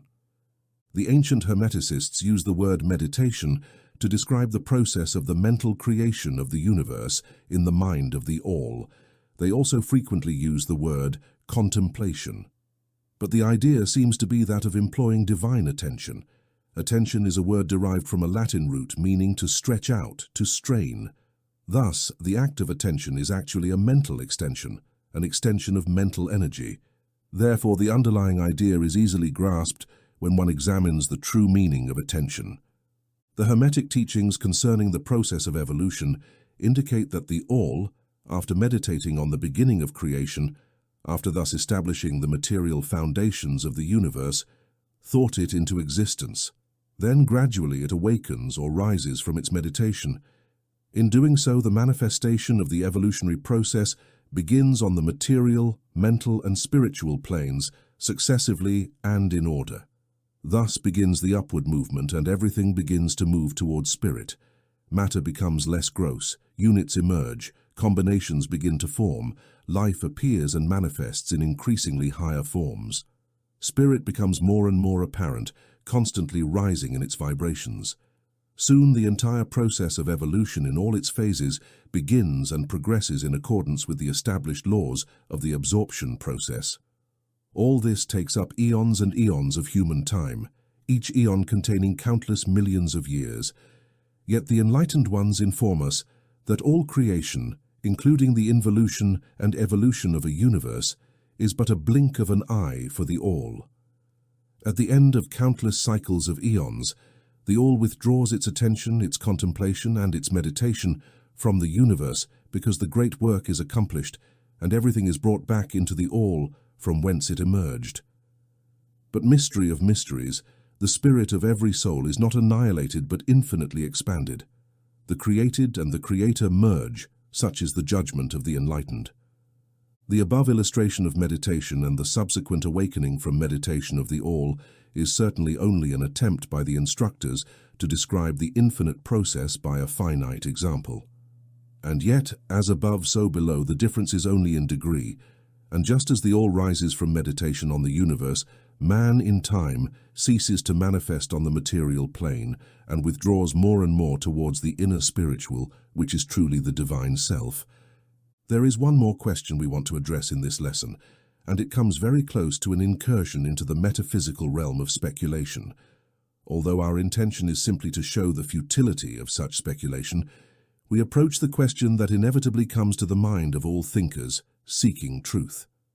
The question is, why does the All create universes? The question can be asked in different ways, but this is the heart of the inquiry. Men have labored hard to answer this question, but there is still no answer worthy of man. Some have imagined that the All had something to gain from it, but this is absurd because what could the All gain that it did not already possess? Others have sought the answer in the idea that the All desired something to accomplish, and still others thought it created out of pleasure or amusement, or because it was lonely, or to manifest its power. All these explanations and ideas are childish and belong to the infantile period of thought. Others have attempted to explain the mystery by supposing that the All was compelled to create because of its own internal nature, its creative instinct. This idea is more advanced than the others, but its weakness lies in the notion that the All would be constrained by something, internal or external. If its internal nature or creative instinct compelled it to do something, then that internal nature or creative instinct would be the absolute rather than the All, and thus, according to that part of the proposition, it collapses. However, the All creates and manifests and seems to find some satisfaction in doing so. It is difficult to escape the conclusion that in an infinite degree it must have what would correspond to an internal nature or creative instinct. In man, with infinite corresponding desire and will, he could not act if he did not wish to act, and he would not wish to act if he did not derive satisfaction. All these things would belong to an internal nature and could be postulated as existing in accordance with the law of correspondence. But we still prefer to think that the All acts entirely free from any influence, internal or external. That is where the problem lies, and the difficulty is at the root of the problem. Strictly speaking, one could not say that there is any reason for the All to act, for a reason implies a cause, and the All is above cause and effect, except when it wills to become the cause, at which point the principle is set in motion. So you see, matter is necessary, just as the All is unknowable. Just as we say the All is simply as it is, we are compelled to say the All acts because it acts. In the end, the All is all reason in itself, all law in itself, all action in itself, and one can say with certainty that the All is its own reason, its own law, its own act, or even further that the All, its reason, its act, its law are one, all names for the same thing. According to the opinion of those who give you the present lessons, the answer is locked within the internal being of the All, with its secret of existence. The law of correspondence, in our view, extends only to that aspect of the All which can be spoken of as the aspect of becoming. Behind this aspect, there is the aspect of being, in which all laws merge into one law, all principles merge into one principle, and the All, principle and being are identical, one and the same thing. Therefore, metaphysical speculation on this point is useful. We enter here into the question simply to show that we recognize the question and also the absurdity of the ordinary responses of metaphysics and theology. In conclusion, it may be interesting for our students to know that, although some of the ancient and modern Hermetic instructors have rather leaned in the direction of applying the principle of correspondence to the question, leading to the conclusion of internal nature, however, the legends say that the great Hermes, when asked this question by his advanced students, responded by firmly pressing his lips together without saying a word, indicating that there was no answer, but he might also have wanted to apply the axiom of his philosophy that the lips of wisdom are closed, except to the ears of understanding. I even think that his advanced students did not possess the understanding that qualified them for teaching. In any case, if Hermes possessed the secret, he chose not to transmit it, and as far as the world is concerned, the lips of Hermes remain closed on this matter, and where the great Hermes hesitated to speak, what mortal could dare to teach? But remember that whatever the answer to this problem, if there really is one, the truth remains that while everything is in the all, it is also true that the all is in everything. The teaching at this stage is categorical, and we can add the concluding words of the note. For one who truly understands this truth, great knowledge has come to him. Chapter 8. The planes of correspondence, as above, so below, as below, so above. The great second Hermetic principle incorporates the truth that there is harmony, agreement, and correspondence between the different planes of manifestation, life and being. This truth is such because everything included in the universe emanates from the same source and the same laws, principles, and characteristics apply to each unit or combination of units of activity, while each manifests its own phenomena on its own plane. For the sake of convenience of thought and study, Hermetic philosophy considers that the universe can be divided into three great classes of phenomena, known as the three great planes, namely 1. The great physical plane, 2. The great mental plane, and 3. The great spiritual plane. These divisions are more or less artificial and arbitrary, for the truth is that these three divisions are only ascending degrees of the great scale of life, whose lowest point is undifferentiated matter and whose highest point is spirit. Furthermore, the different planes overlap each other, so that no sharp and distinct division can be made between the higher phenomena of the physical and the lower of the mental, or between the higher of the mental and the lower of the spiritual. In short, the three great planes may be considered as the three great groups of degrees of manifestation of life. Since the objectives of this little book do not allow us to enter into an extended discussion or explanation on the subject of these different planes, we nevertheless believe it opportune to give a general explanation on this subject at this stage. At the outset, we may consider the question so often asked by the neophyte who wishes to be informed on the meaning of the word plane, a term which has been used very freely and very poorly explained in many recent works on the subject of occultism. The question is generally as follows: is a plane a place with dimensions, or is it simply a condition or a state? We answer no, it is neither a place nor even an ordinary dimension of space, and yet more than a state or condition, it is rather a degree in a scale subject to measurement. Something paradoxical, isn't it? But let us examine the question. A dimension, you know, is a measurement on a straight line relative to the measurement, etc. The ordinary dimensions of space are length, width, and height, or perhaps length, width, height, thickness, or circumference. But there is another dimension of created things or measured, in a straight line, known to occultists and also to scientists, although the latter have not yet applied the term dimension to it. And this new dimension, which incidentally is the fourth dimension on which many have speculated, is the standard used to determine degrees or planes. This fourth dimension can be called the dimension of vibration. It is well known to modern science as well as to Hermeticists, who have incorporated the truth into their third Hermetic principle, that everything is in motion, everything vibrates, nothing is still, from the highest manifestation to the lowest, everything and all things vibrate. Not only do they vibrate at different degrees of movement, but also in different directions and in different ways. The degrees of frequency of vibrations constitute the degrees of measurement in the scale of vibrations, in other words, the degrees of the fourth dimension. And these degrees form what occultists call planes. The higher the degree of vibrational frequency, the higher the plane and the higher the manifestation of life that occupies that place. So, while a plane is neither a place nor even a state or condition, it nevertheless possesses qualities common to both. We shall have more to say on the subject of the scale of vibrations in our later lessons, where we shall examine the Hermetic principle of vibration. Please remember, however, that the three great planes are not true divisions of the phenomena of the universe, but merely arbitrary terms used by Hermeticists to aid in the thought and study of the various degrees and forms of universal activity and life. The atom of matter, the unit of force, the mind of man, and the being of the archangel are all only degrees in a scale, and all fundamentally the same thing, the difference between them being only a matter of degree and frequency of vibration.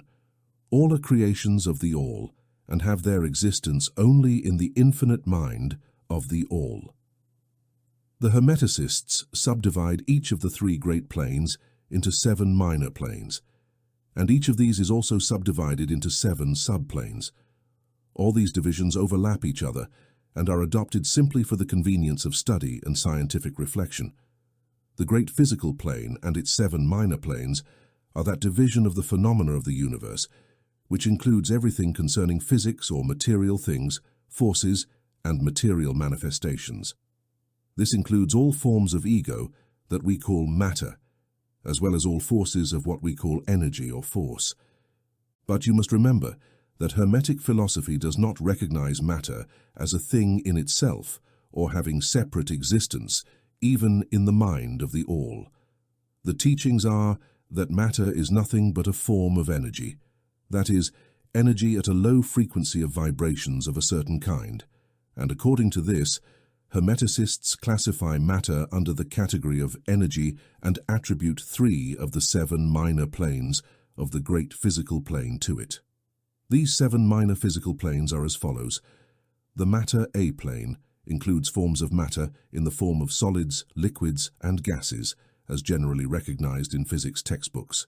The matter B plane includes certain higher and subtler forms of matter, whose existence is only now being recognized by modern science, belonging to the phenomena of radiant matter in its phases of radio, etc. At the lower subdivision of this minor plane, the matter C plane includes the most subtle and tenuous forms of matter, whose existence is not suspected by ordinary scientists. The etheric substance plane includes what science speaks of as the ether, a substance of extreme subtlety and elasticity, permeating all universal space and acting as a medium for the transmission of energy waves, such as light, heat, electricity, etc. This etheric substance forms a connecting link between the so-called matter and energy and partakes of the nature of each. However, Hermetic teachings instruct that this plane has 7 subdivisions, just like all minor planes, and that in reality there are 7 ethers instead of just 1. Next above the etheric substance plane is the energy plane, which includes the ordinary forms of energy known to science, its 7 respective subplanes being heat, light, magnetism, electricity, and attraction, including gravitation, cohesion, chemical affinity, etc., and several other forms of energy indicated by scientific experiments but not yet named or classified. The energy B plane includes 7 subplanes of higher forms of energy undiscovered by science but called the finest forces of nature, employed in the manifestations of certain forms of mental phenomena and through which such phenomena become possible. The energy C plane includes 7 subplanes of energy, so highly organized that it exhibits many characteristics of life, but is not recognized by ordinary minds in the usual plane of development, being available only for use by beings of the spiritual plane. Such energy is inconceivable to ordinary man and may be considered as a divine power. Beings who use it are like gods compared even to the highest human types not known. The great mental plane includes those forms of living things known to us in ordinary life, as well as some other forms less well known, except to the occultist. The classification of the 7 minor mental planes is more or less satisfactory and arbitrary unless accompanied by explanations which are foreign to the purpose of this particular work. But we may mention them. They are as follows: the mineral spirit plane, the elemental spirit A plane, the plant spirit plane, the elemental spirit B plane, the animal spirit plane, the elemental spirit C plane, and the human spirit plane. The mineral spirit plane includes the states or conditions of units or entities or groups and combinations thereof, animating forms known to us as minerals, chemical substances, etc. These entities must not be confused with molecules, atoms, and corpuscles themselves, for these latter are the bodies or material forms of these entities, just as a man's body is but his material form and not the man himself. These entities may be termed souls in a sense, and are living beings of a low degree of development of life and mind, just a little higher than the living energy units composing the higher subdivisions of the highest physical plane. Common thought generally does not attribute mind, soul, or life possession to the mineral kingdom, but all occultists recognize its existence, and modern science is rapidly advancing towards the Hermetic view on this subject. Molecules, atoms, and corpuscles have their loves and hates, their likes and dislikes, their attractions and repulsions, their affinities and non-affinities, etc. And some of the boldest of modern scientific thought have expressed the opinion that the desires, will, emotions, and feelings of atoms differ only in degree from those of men. We have neither the time nor the space to discuss this subject here. All occultists know it to be a fact, and others are referred to some of the latest scientific works for external confirmation. There are 7 usual subdivisions for this plane: the elemental spirit. A plane includes the state or condition of the degree of mental and vital development of a class of entities unknown to ordinary man, but recognized by occultists. They are invisible to man's ordinary senses, but nevertheless exist and play their part in the drama of the universe. Their degree of intelligence lies between that of mineral and chemical entities on the one hand, and that of entities of the vegetable kingdom on the other. There are 7 subdivisions for this plane also. The vegetable spirit plane, in its 7 subdivisions, includes the states or conditions of entities which include the realms of the vegetable world, whose vital and mental phenomena are fairly well understood by the intelligent person. Many new and interesting scientific works concerning spirit and life in plants have been published during the past decade. Plants have life, mind, and souls, just as animals, humans, and superhumans. The elemental spirit B plane, in its 7 subdivisions, includes the states and conditions of a higher form of elemental or invisible entities playing a part in the general work of the universe, whose spirit and life are part of the scale between the vegetable spirit plane and the animal spirit plane, these entities partaking of the nature of both. The animal spirit plane, in its 7 subdivisions, includes the states and conditions of entities, beings, or souls animating the familiar animal forms of life known to us all. It is not necessary to detail this kingdom or plane of life, for the animal world is as familiar to us as our own. The elemental spirit C plane, in its 7 subdivisions, includes those entities or invisible beings, such as all these elemental forms which share the nature of life, both animal and human, to some degree and in certain combinations. The higher forms are semi-human in intelligence. The human spirit plane, in its 7 subdivisions, includes those manifestations of life and mentality which are common to man in its various degrees, gradations, and divisions. In this regard, we wish to emphasize the fact that the ordinary man of today occupies only the 4th subdivision of the human spirit plane, and only the most intelligent have crossed the boundaries of the 5th subdivision. It has taken millions of years for the race to reach this stage, and it will take many more years for the race to pass to the 6th and 7th subdivisions and beyond. But remember, there have been races before ours that have crossed these degrees and reached higher planes. Our own race is the 5th, with laggards from the 4th who have set foot on the path. There are also some advanced souls of our own race who have surpassed the masses and reached the 6th and 7th subdivisions, some going even further. The man of the 6th subdivision will be the Superman, and that of the 7th will be above man. In our consideration of the 7 minor mental planes, we have only made reference to the 3 elemental planes in a general way, We do not wish to enter into this subject in detail in this work, as it is not part of this portion of philosophy and general teachings, but we can say this to give you a somewhat clearer idea of the relations of these planes to the more familiar ones. The elemental planes bear the same relation to the planes of mineral, vegetable, animal, and human mentality and life as the black keys of the piano bear to the white keys. The white keys suffice to produce music. However, there are certain scales, melodies, and harmonies in which the black keys play their part and where their presence is necessary.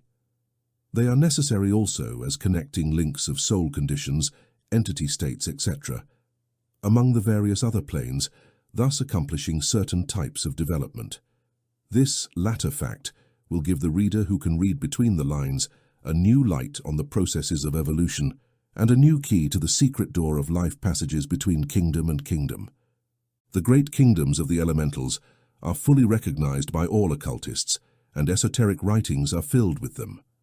Readers of these and similar non-Nonian accounts will recognize the entities inhabiting these planes of life. Advancing from the grand mental plane to the grand spiritual plane, what shall we say? How can we explain these higher states of being, life, and mentality to minds still incapable of grasping and understanding the higher subdivisions of the human spirit plane? The task is impossible. We can only speak in the most general terms. How describe light to a man born blind, sweetness to a man who has never tasted anything sweet, harmony to a deaf person? All we can say is that the 7 minor planes of the grand spiritual plane, each with its 7 subdivisions, contain beings possessing a life, a spirit, and a form far above those of today's man, just as the latter is above the earthworm, the mineral, or even some forms of energy or matter. The life of these beings transcends ours so greatly that we cannot even envision the details of it. Their minds transcend ours so greatly that to them we barely seem to think, and our mental processes seem almost akin to material processes. The matter of which their forms are composed comes from the highest planes of matter. Some even say they are clothed in pure energy.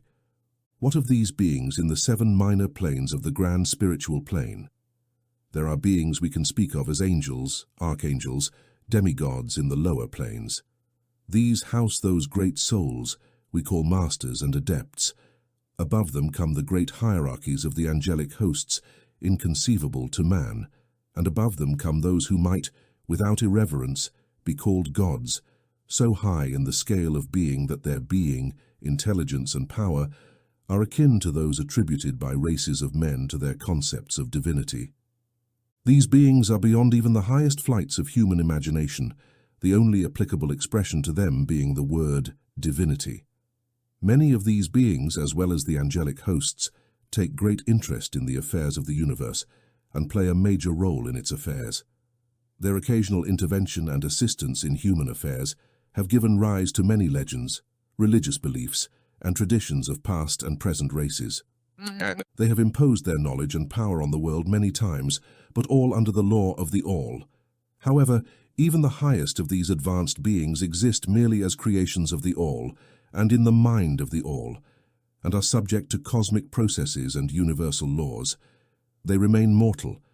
We could call them gods if we wished, but they are still not the elders of the race. The advanced souls who have surpassed their brethren and forsaken the ecstasy of absorption by the all to aid the race in its ascent are still above them. These beings belong to the universe and are subject to its conditions. They are mortal, and their plane is inferior to that of the absolute spirit. Only the most advanced Hermetists are capable of grasping the inner teachings regarding the state of existence and powers manifested in the spiritual planes. The phenomena are so superior to those of the mental planes that any attempt to describe them would certainly result in confusion of ideas. Only those whose minds have been carefully trained in the ways of Hermetic philosophy for years, those who have brought with them from past incarnations the knowledge acquired before, can understand exactly what the teaching concerning these spiritual planes means. For occultists, the word spirit is used in the sense of the animating principle, carrying with it the idea of living energy power, mystical force, etc. Occultists know that what they know as spiritual power can be used for both evil and good purposes, in accordance with the principle of polarity, a fact recognized by most religions in their conceptions of Satan, Beelzebub, Lucifer, fallen angels, etc. Thus, knowledge concerning these planes has been preserved in the innermost sanctum of all esoteric fraternities and occult orders, in the secret chamber of the temple. It can therefore be said here that those who have acquired high spiritual powers and have misused them have a terrible fate awaiting them, and the swinging of the pendulum of rhythm will inevitably bring them back to the farthest end of material existence, from which they will have to begin their journey back to spirit through the wearying detours of the path, but always with the added torture of keeping in memory the heights from which they fell because of their wrongful actions.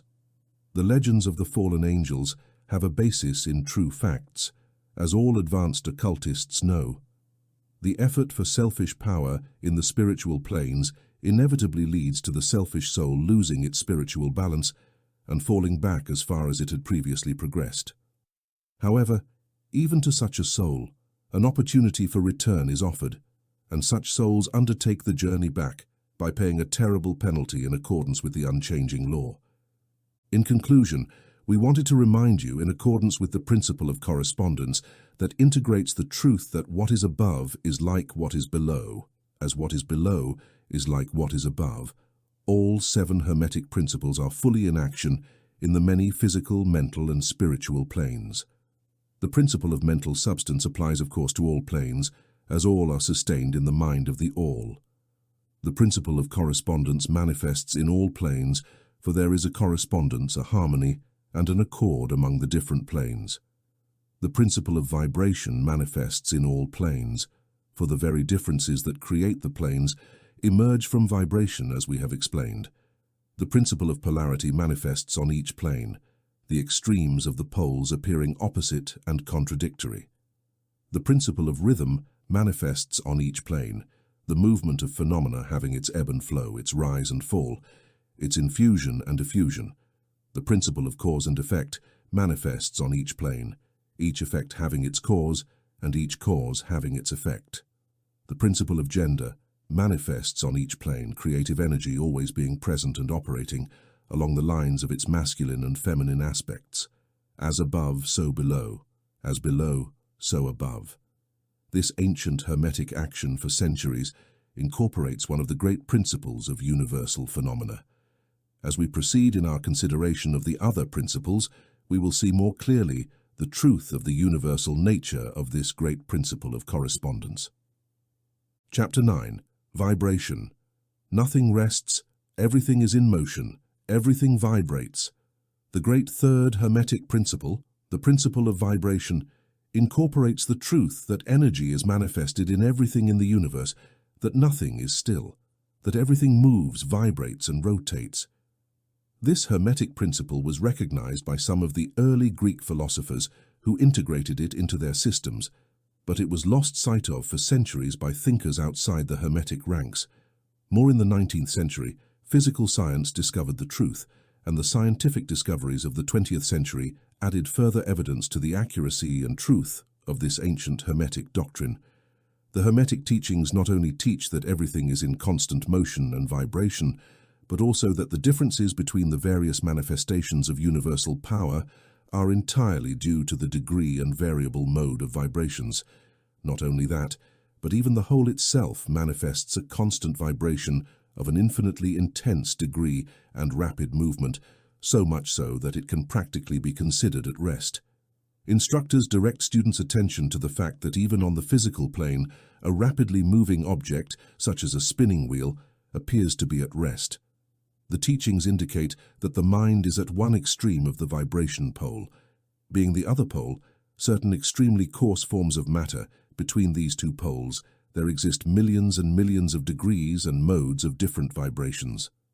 Modern science has proven that everything we call matter and energy is nothing but modes of vibratory motion. Some of the most advanced scientists are quickly moving towards the position of occultists who argue that mental phenomena are also modes of vibration or emotion.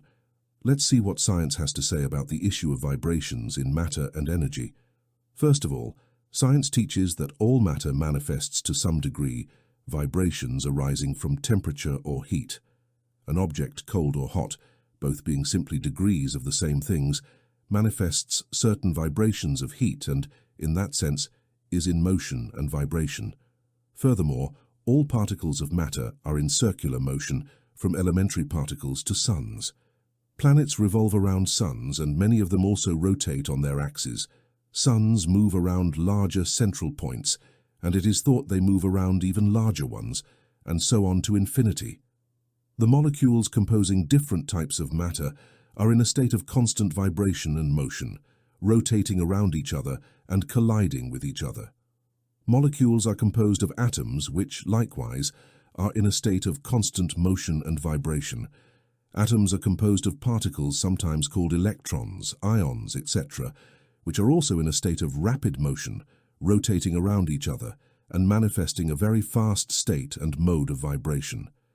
Thus, we see that all forms of matter manifest vibration in accordance with the Hermetic principle of vibration, and the same goes for different forms of energy.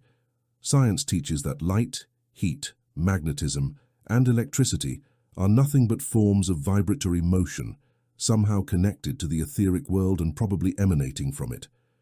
Science still does not attempt to explain the nature of phenomena such as cohesion, which is the principle of molecular attraction, nor chemical affinity, which is the principle of atomic attraction, nor gravitation, the greatest mystery of the three, which is the principle of attraction by which every particle or mass of matter is linked to every other particle or mass.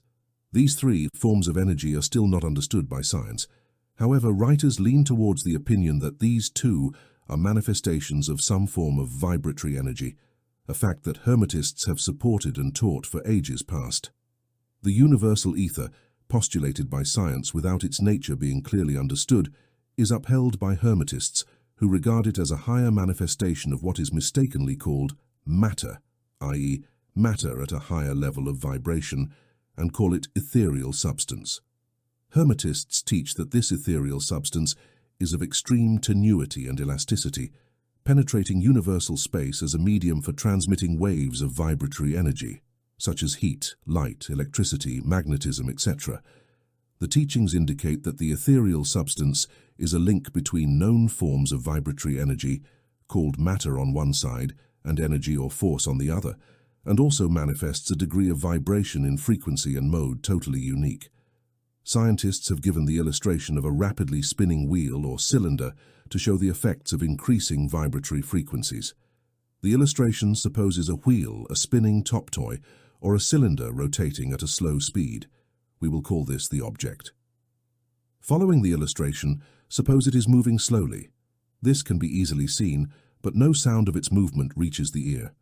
The speed is gradually increased, and in a few moments its movement becomes so fast that a deep growl or low note can be heard.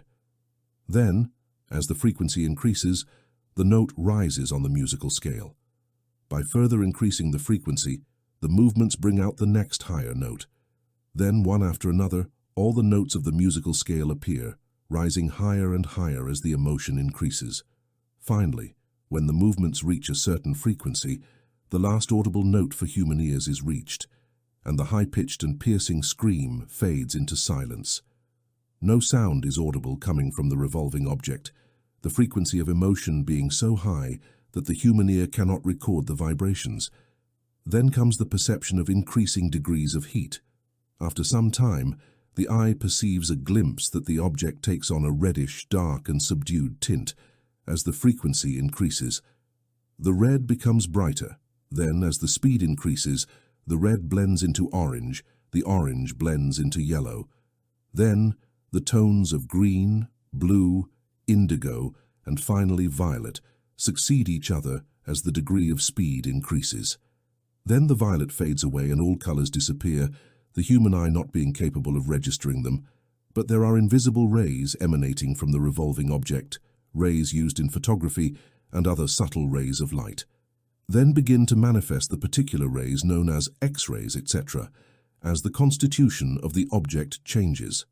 When the object reaches the appropriate degree of vibration, it emits electricity and magnetism.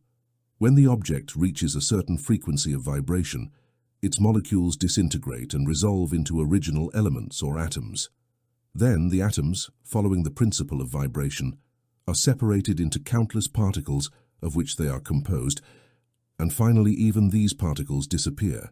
It can then be said that the object is composed of ethereal substance.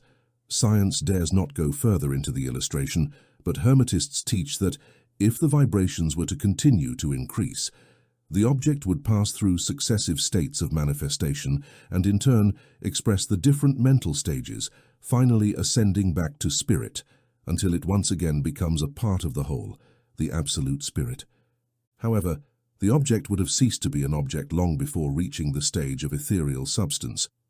But on the other hand, the illustration is correct insofar as it shows the effect of constantly increasing degrees and modes of vibration. It must be remembered that in the stages where the object emits vibrations of light, heat, etc., it does not actually transform into these forms of energy, which are much higher on the scale, but simply reaches a degree of vibration where these forms of energy are released, to a degree barely influenced by its respective molecules, atoms, and particles. These forms of energy, much higher on the scale than matter, are trapped and contained in material combinations due to the energies manifesting through them and utilizing material forms. Although they are thus trapped and confined in their material form creations, which is somewhat true for all creations, the creative force is enveloped within its creation. But the Hermetic teachings go far beyond what modern science does. They teach that every manifestation of thought, emotion, reason, will or desire, or any mental state or condition is accompanied by vibrations, part of which is emitted and tends to influence the minds of others through induction. This is the principle that produces phenomena such as telepathy, mental influence, and other forms of mind-to-mind action and power, with which the general public is rapidly becoming familiar due to the widespread dissemination of occult knowledge by various schools, cults, and instructors. Following these lines in our time, every thought, emotion, or mental state has its own corresponding degree and mode of vibration. Through an effort of will of the individual or others, these mental states can be reproduced, just as a musical note can be reproduced by vibrating an instrument at a certain frequency, or a color can be reproduced by knowledge of the principle of vibration applied to mental phenomena. Thus, one can polarize one's mind to any desired degree, gaining perfect control over one's mental states, moods, etc. Similarly, one can influence the minds of others by producing in them the desired mental states. In a short time, one may be able to produce on the mental plane what science produces on the physical plane, namely vibrations at will. This power, of course, can only be acquired through instruction, practical exercise, etc., as the science of mental transmutation is one branch of the Hermetic art. A brief reflection on what we have said will show the student that the principle of vibration underlies the wonderful phenomena of power manifested by the masters and adepts who seem to circumvent the laws of nature, but who actually use one law against another, one principle against others, and achieve their results by changing the vibrations of material objects or forms of energy. Thus do they accomplish what is commonly called miracles. As one of the ancient Hermetic authors truthfully said, "He who understands the principle of vibration has grasped the scepter of power." Chapter 10. Polarity. Everything is dual. Everything has two poles. Everything has its pair of opposites. Likes and dislikes are the same thing. Opposites are identical in nature, but different in degree. Extremes meet. All truths are but half-truths. All paradoxes may be reconciled. The fourth great Hermetic principle, the principle of polarity, incorporates the truth that all manifested things have two sides, two aspects, two poles, a pair of opposites with multiple degrees between the two extremes.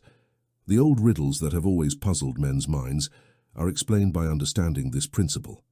Man has always recognized something like this principle and has attempted to express it through sayings, maxims, and aphorisms such as this one. Everything is and is not at the same time. All truths are but half-truths. Every truth is half false. There are two sides to everything. There is a reverse to every medal, etc. The Hermetic teachings declare that the difference between seemingly opposite things, diametrically opposed, is simply a matter of degree. They teach that pairs of opposites can be reconciled and that thesis and antithesis are identical in nature, but different in degree. They assert that the universal reconciliation of opposites occurs through the recognition of this principle of polarity. Instructors claim to be able to illustrate this principle in multiple ways by examining the actual nature of everything. They begin by demonstrating that mind and matter are just the two poles of the same thing, with the intermediate planes representing only degrees of vibration. They show that the whole and the multiples are the same thing, with the difference being only a matter of degree of mental manifestation. Thus, law and laws are the two opposite poles of the same thing, just as principle and principles, infinite spirit and finite spirits. Then they illustrate this principle on the physical plane by showing that heat and cold are identical in nature, with differences being only a matter of degrees. The thermometer shows many degrees of temperature, the lowest being called cold and the highest hot. Between these two poles, there are many degrees of heat or cold. The terms high and low that we are compelled to use are just the poles of the same thing. Terms are relative, just as east and west. If you travel around the world eastward, you will reach a point called west at your starting point. And returning from that point westward, you will travel north, God knows, travel south, or vice versa. Light and darkness are also poles of the same thing, with many degrees between them. The musical scale is the same, starting with do, rising until reaching another do, and so on, with the differences between the two ends being the same, with many degrees between them. The same goes for the color scale, with the only difference between high violet and low red being higher or lower vibrations. Big and small are relative, just like noise and silence, hard and soft, sharp and blunt. Positive and negative are two poles of the same thing, with countless degrees between them. Good and evil are not absolute. We call one extreme of the scale good and the other evil, or one extreme good and the other evil, according to the usage of terms. One thing is less good than the one above it on the scale, but that less good thing is in turn better than the next one below, and so on, with more or less being regulated by the position on the scale. The same holds true on the mental plane. Love and hate are generally considered diametrically opposed, totally different, and reconcilable. But when we apply the principle of polarity, we find that there are no such things as absolute love or absolute hate as different from each other. Both are only terms applied to the two poles of the same thing. Starting from any point on the scale, we find more love or less hate as we ascend the scale, and more hate or less love as we descend. This being true, no matter how high or low we might start, there are degrees of love and hate, and there is a midpoint where pleasure and displeasure become so faint that it is difficult to distinguish them. Courage and fear also fall under this rule. Pairs of opposites exist everywhere. Where you find one thing, you find its opposite, the two poles. And it is this fact that enables the Hermetist to transmute one mental state into another along the lines of polarization. Things belonging to different classes cannot be transmuted into each other, but things of the same class can change their polarity. Thus, love never transforms into west, red, or violet, but can and often does transform into hate. Similarly, hate can be transformed into love by changing its polarity.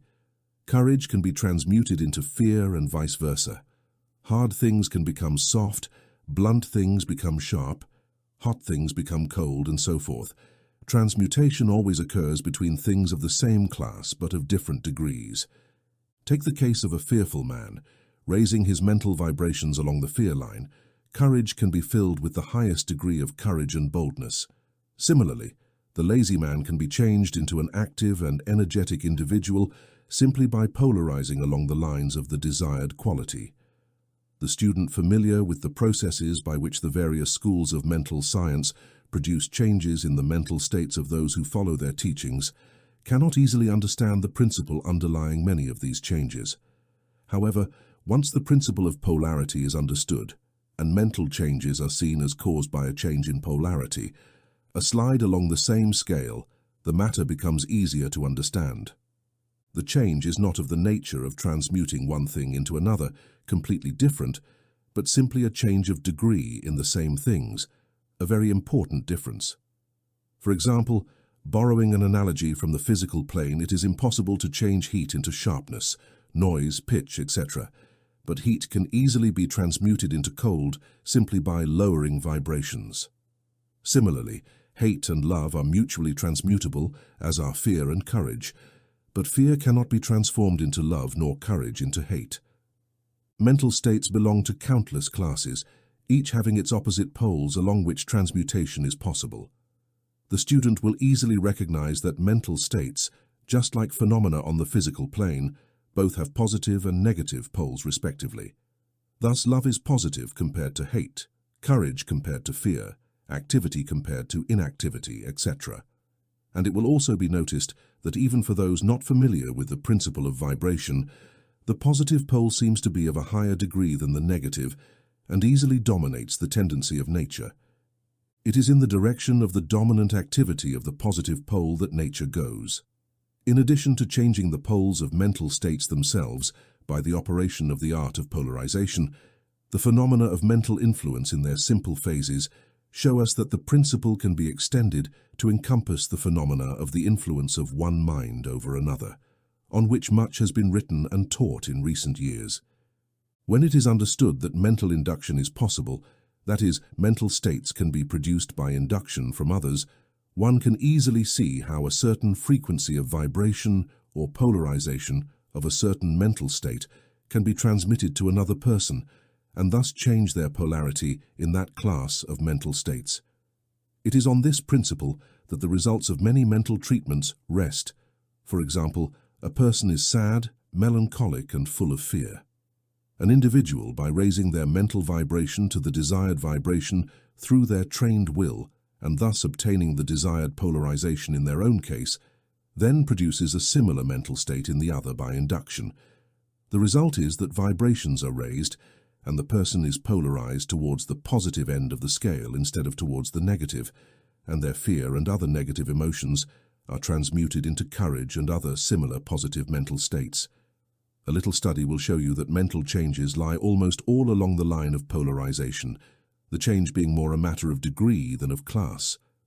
A knowledge of the existence of this great Hermetic principle will enable the student to better understand their own mental states and those of others.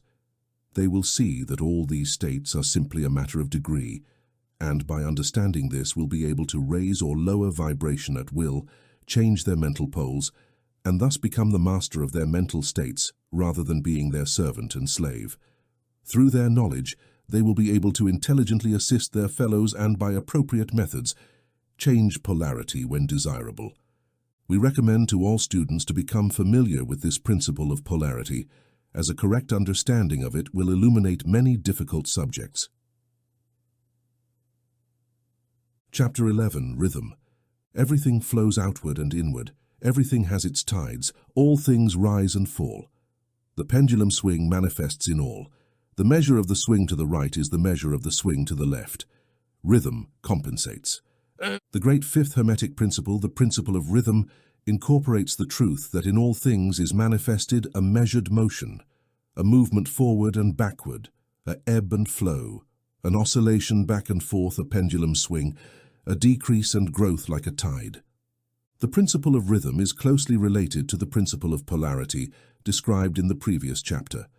Rhythm manifests between the two poles established by the principle of polarity. However, this does not mean that the pendulum of rhythm swings towards the extreme poles, as this rarely happens. In fact, it is rather to establish the extreme polar opposites in most cases, but the swing is always towards one pole first, then towards the other. There is always action and reaction, advancement and retreat, elevation and descent, manifested in all domains and phenomena of the universe, whether on the physical, mental, or spiritual planes. The principle of rhythm is evident in the creation and destruction of worlds, in the rise and fall of nations, in the history of the life of all things, and finally, in the mental states of man. Starting with the manifestations of the mind, one will always notice the effusion and absorption, the exhalation and inhalation of Brahma, as the Brahmins describe it. Universes are created, reach their extreme low point of materiality, and then begin their oscillation upward. Suns emerge into existence, then reach their peak of power. The process of regression begins, and the suns become inert masses of matter, awaiting another impulse that will awaken their internal energies to activity again, and a new cycle of solar life begins. And so it is with all worlds. They are born, grow, and die, only to be reborn. And so it is with all things, from action to reaction, from birth to death, from activity to inactivity, and then back again. So it is with all living things. They are born, grow, die, and are reborn. The same is true for all great philosophical movements, beliefs, fashions, governments, nations, and everything else. Birth, growth, maturity, decline, death, and then new birth. The swing of the pendulum is always evident. Night follows day, day follows night. The pendulum swings from summer to winter, then swings back again. Corpuscles, atoms, molecules, and all masses of matter oscillate around the circle of their nature. There is no absolute rest, nor sensation of movement, and all movement partakes of rhythm. This principle is of universal application. It can be applied to any inquiry or phenomenon in any of the many phases of life, in all phases of human activity. There is always the rhythmic oscillation from one pole to the other. The universal pendulum is always in motion. The waves of life ebb and flow according to the law.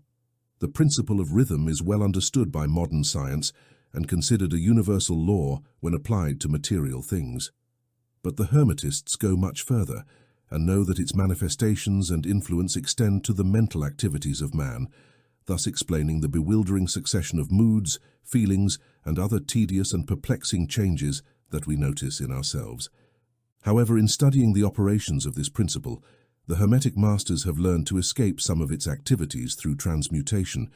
They have discovered that, although the principle of rhythm is invariable and always evident in mental phenomena, there are nevertheless two planes of its manifestation concerning mental phenomena. They have found that there are two general planes of consciousness, the lower and the higher. Understanding this fact has enabled them to rise to the higher plane and thus escape the oscillation of the rhythmic pendulum manifested in the lower plane. In other words, the swing of the pendulum occurs in the unconscious plane, and consciousness is not affected by it. They called it the law of neutralization. Its operations consist in raising the ego above the vibrations of the unconscious plane of mental activity, so that the negative swing of the pendulum does not manifest in consciousness, and therefore they are not affected.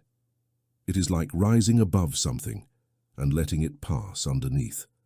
The Hermetic master or advanced student polarizes themselves to the desired pole, and, by a similar process of refusing to participate in the backward swing, or, if you prefer, denying its influence over them, they remain firmly in their polarized position and allow the mental pendulum to swing backward along the unconscious plane.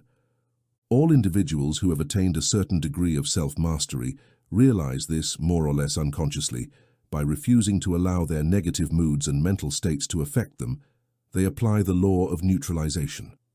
The master, however, carries this to a much higher degree of efficiency, and through the use of their will, achieves a degree of mental balance and firmness almost impossible to believe for those who allow themselves to be swung back and forth by the mental pendulum of moods and feelings.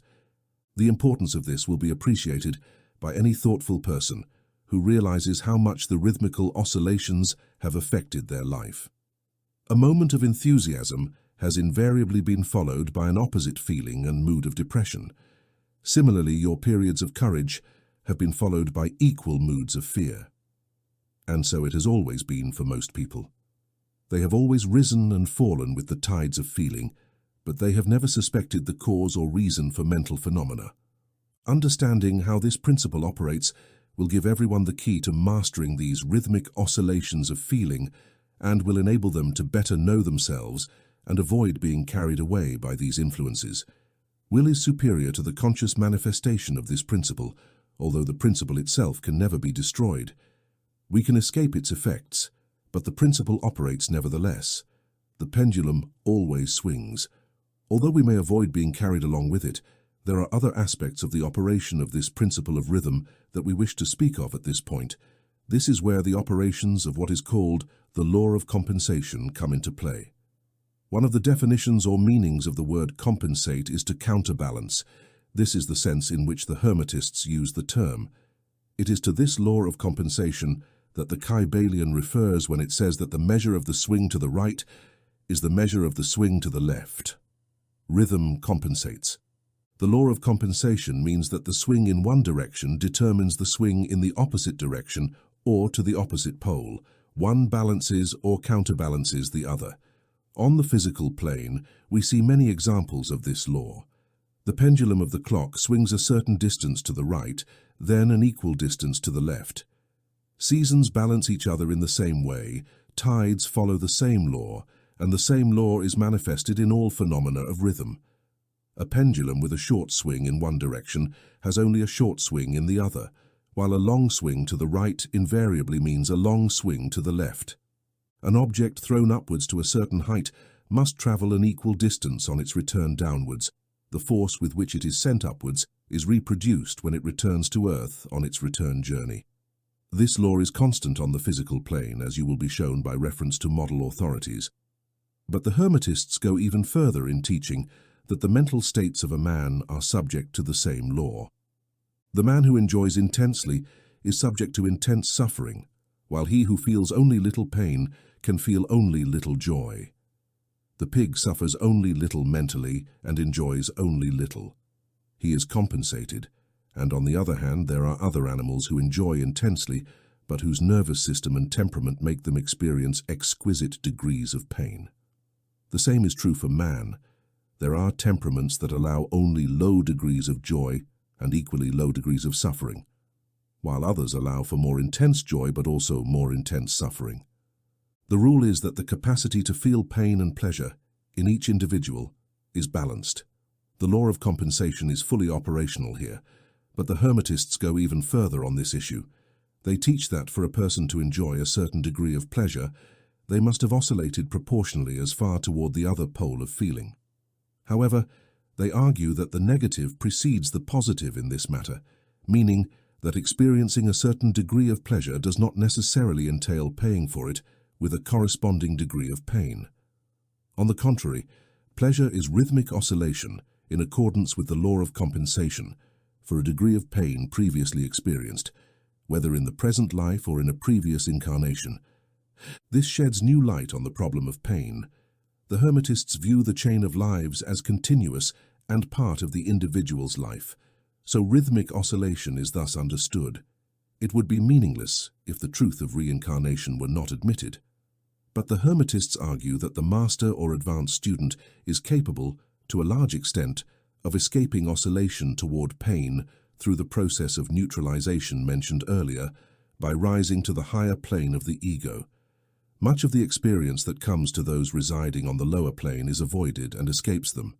The law of compensation plays an important role in the lives of men and women. It will be noticed that one generally pays the price for anything they possess or lack.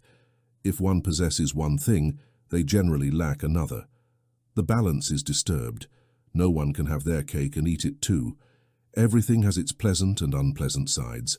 The things one gains are always paid for by the things one loses. The rich have much of what the poor lack, while the poor often have things that are out of reach for the rich. The millionaire may have the taste for feasting and the wealth to secure all the delicacies and luxuries of the table, yet lack the appetite to enjoy them.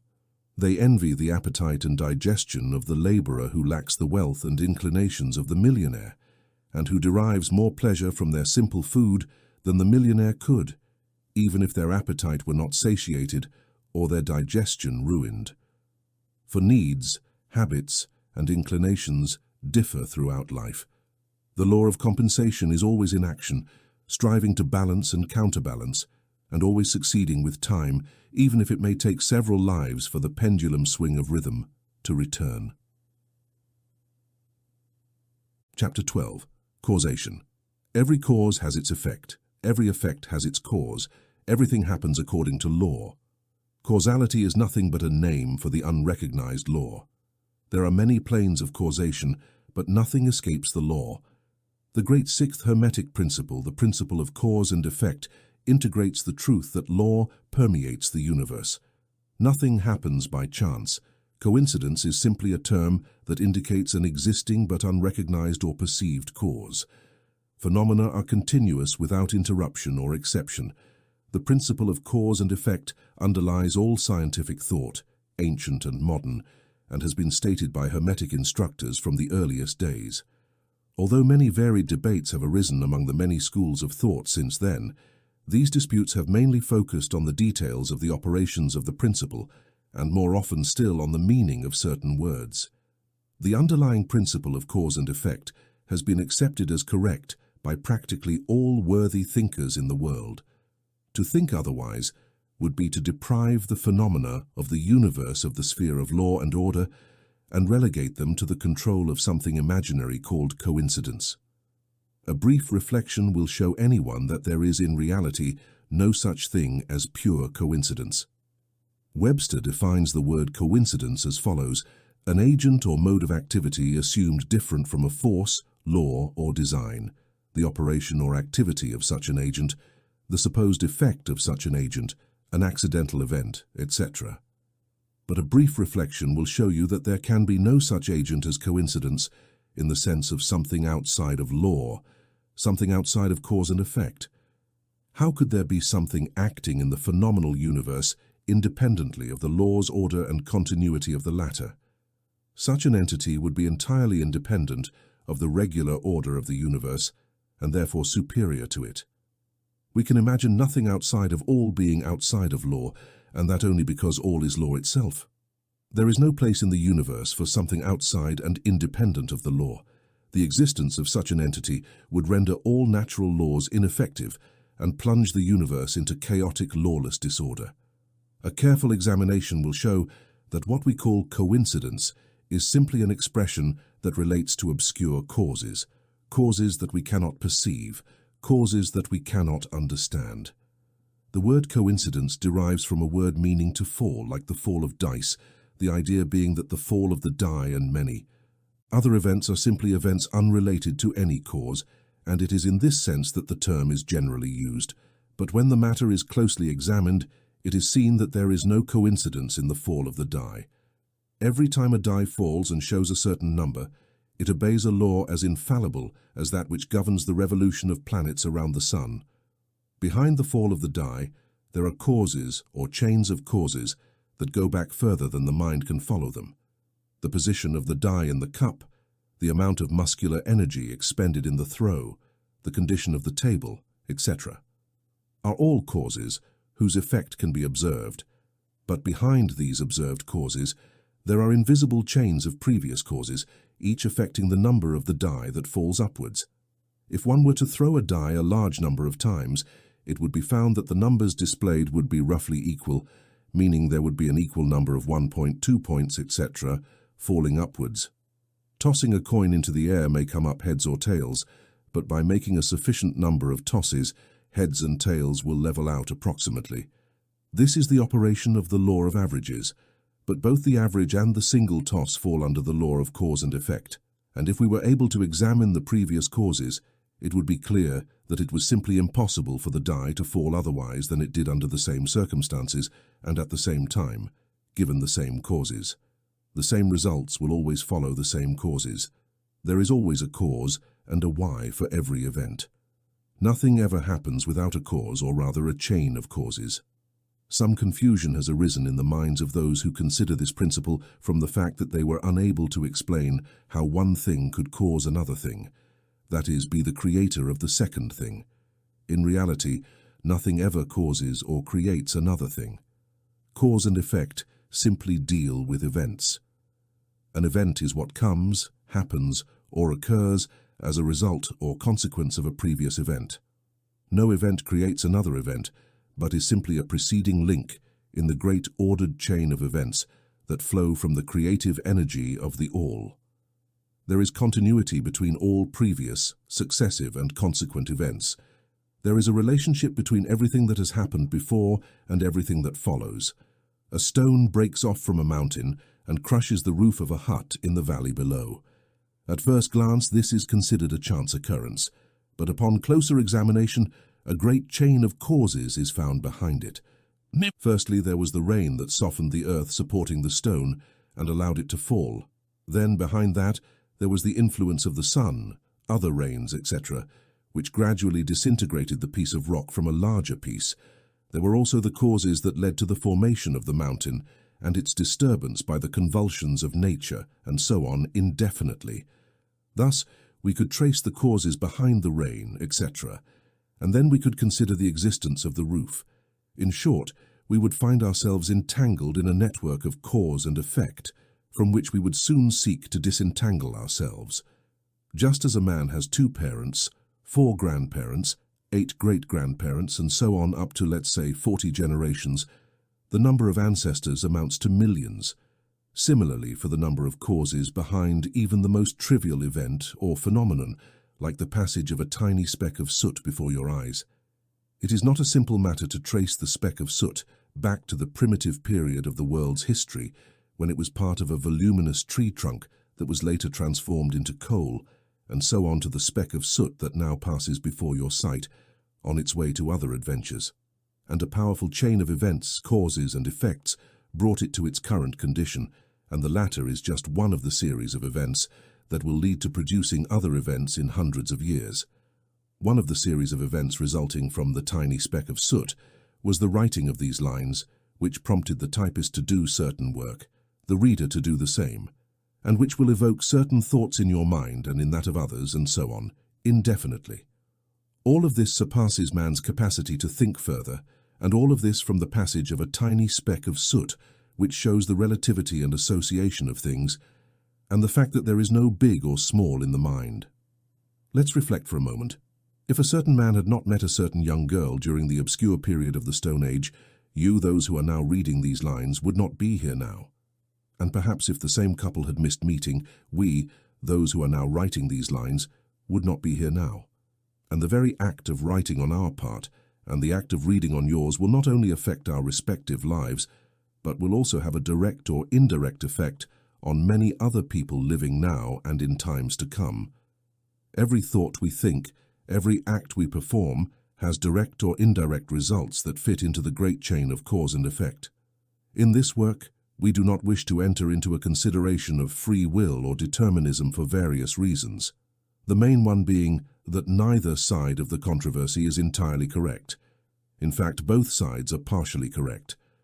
According to Hermetic teachings, the principle of polarity shows that both are half-truths. The opposite poles of truth teach that man can be free and yet be bound by necessity, depending on the meaning of the terms and the level of truth from which the question is examined. The ancient writers thus express the question: the further the creation is from the center, the more it is attached. The closer one gets to the center, the freer one is. Most people are more or less slaves to heredity, environment, etc., and manifest very little freedom. They are swept away by the opinions, customs, and thoughts of the outside world, as well as by their emotions, feelings, moods, etc. They manifest no mastery worthy of the name. They reply with indignation, "Well, I am certainly free to act and do as I please. I simply do what I want to do."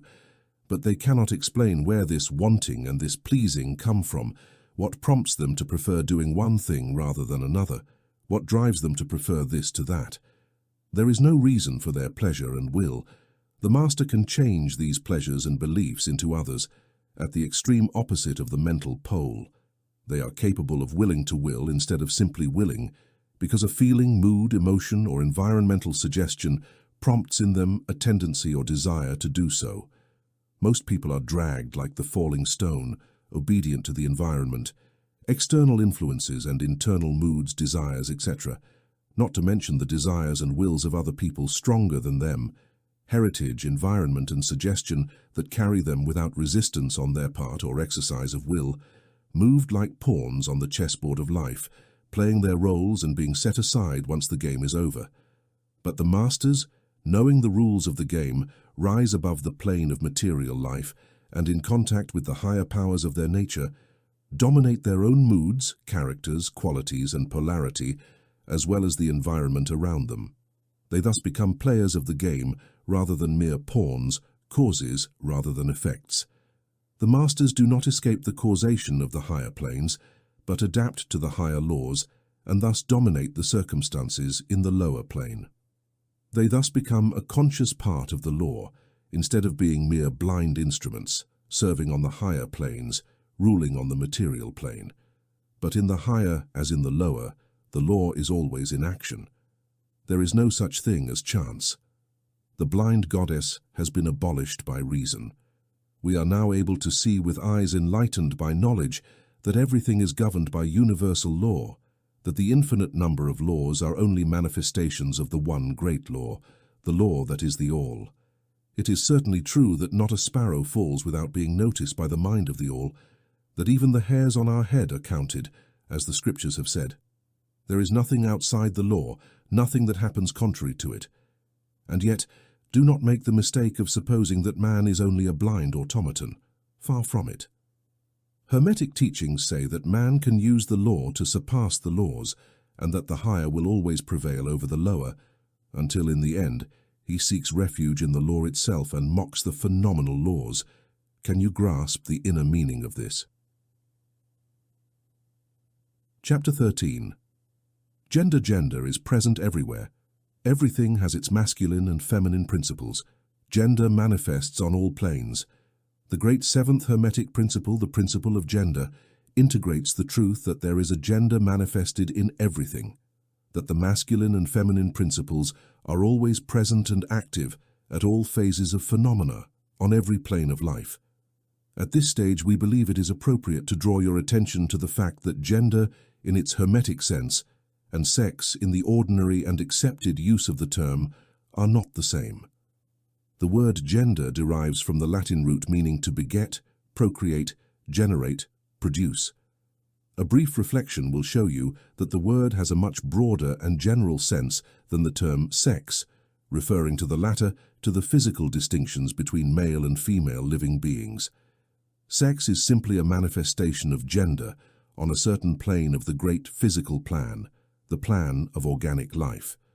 We wish to emphasize this distinction for the reason that some authors who have acquired a superficial knowledge of Hermetic philosophy have sought to identify this seventh Hermetic principle with wild, fanciful, and often reprehensible theories and teachings regarding sex. The function of gender is simply that of creating, producing, generating, etc., and its manifestations are visible on all planes of phenomena. It is somewhat difficult to produce scientific evidence on this subject because science has not yet recognized this principle as universally applicable. However, despite this, some evidence emerges from scientific sources.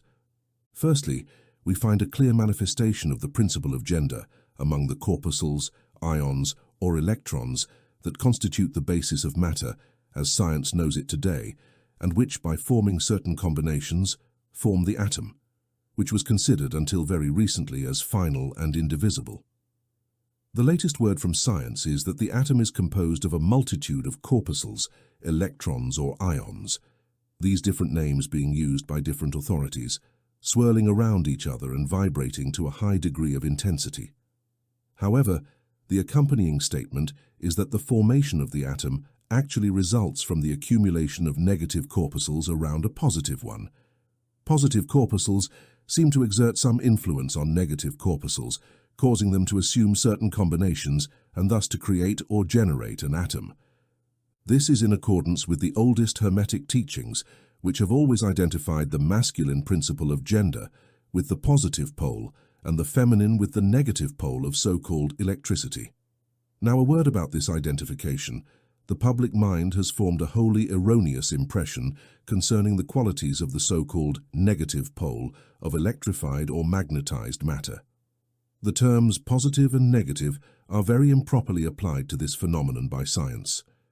The word positive means something real and strong in comparison to a negativity or weakness.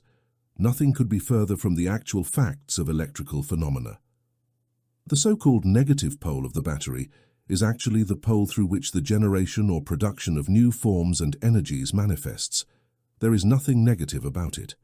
The best scientific authorities now use the term cathode instead of negative, the word cathode deriving from the Greek root, meaning descent, path of generation, etc.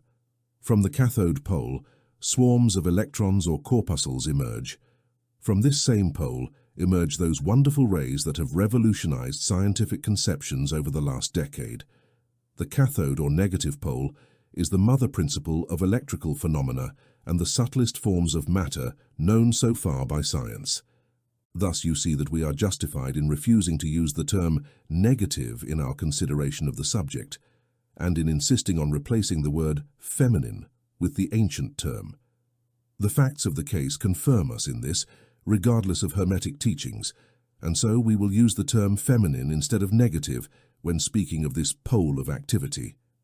The latest scientific teachings assert that creative corpuscles or electrons are feminine. Science says they are composed of negative electricity. We say they are composed of feminine energy. A feminine corpuscle detaches, or rather releases a masculine corpuscle, and begins a new career. It actively seeks union with a masculine corpuscle, following a natural impulse to create new forms of matter or energy. One writer goes so far as to use the term search toward the abolition of a union, etc. This detachment and union form the basis of much of the activity of the chemical world. When the feminine corpuscle joins a masculine corpuscle, a certain process begins. The feminine particles vibrate rapidly under the influence of masculine energy and circulate rapidly around it. The result is the birth of a new atom. This new atom is actually composed of a union of masculine and feminine electrons or corpuscles. But when the atom's union is formed, it becomes a single separate thing having certain properties, but no longer manifesting the property of free electricity. The process of detachment or separation of feminine electrons is called ionization. These electrons or corpuscles are the most active workers in the realm of nature. From their unions or combinations, the various phenomena of light, heat, electricity, magnetism, attraction, repulsion, chemical affinity, and other similar phenomena manifest. All of this arises from the operation of the gender principle in the domain of energy. The part of the masculine principle seems to be to direct a certain inherent energy toward the feminine principle, thus initiating activity and creative processes.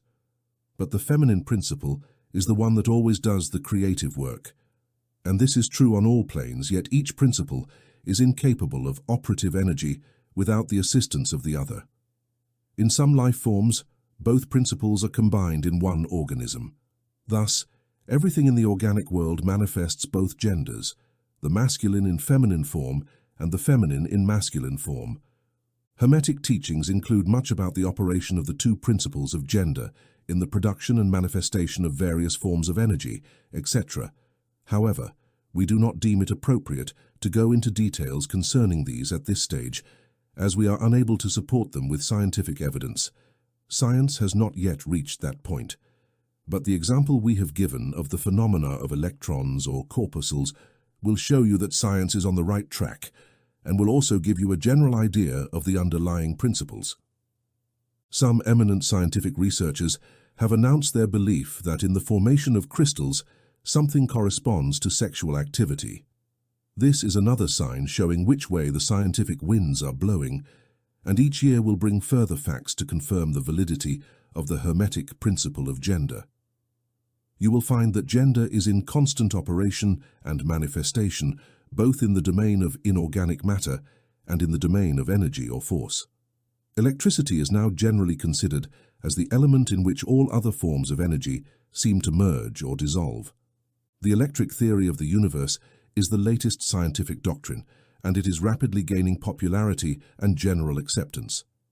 As a result, if we are able to discover in the phenomena of electricity, even at the root and source of its manifestations, a clear and undeniable proof of the presence of gender and its activities, we are justified in believing that science has finally offered evidence of the existence in all universal phenomena of this great Hermetic principle.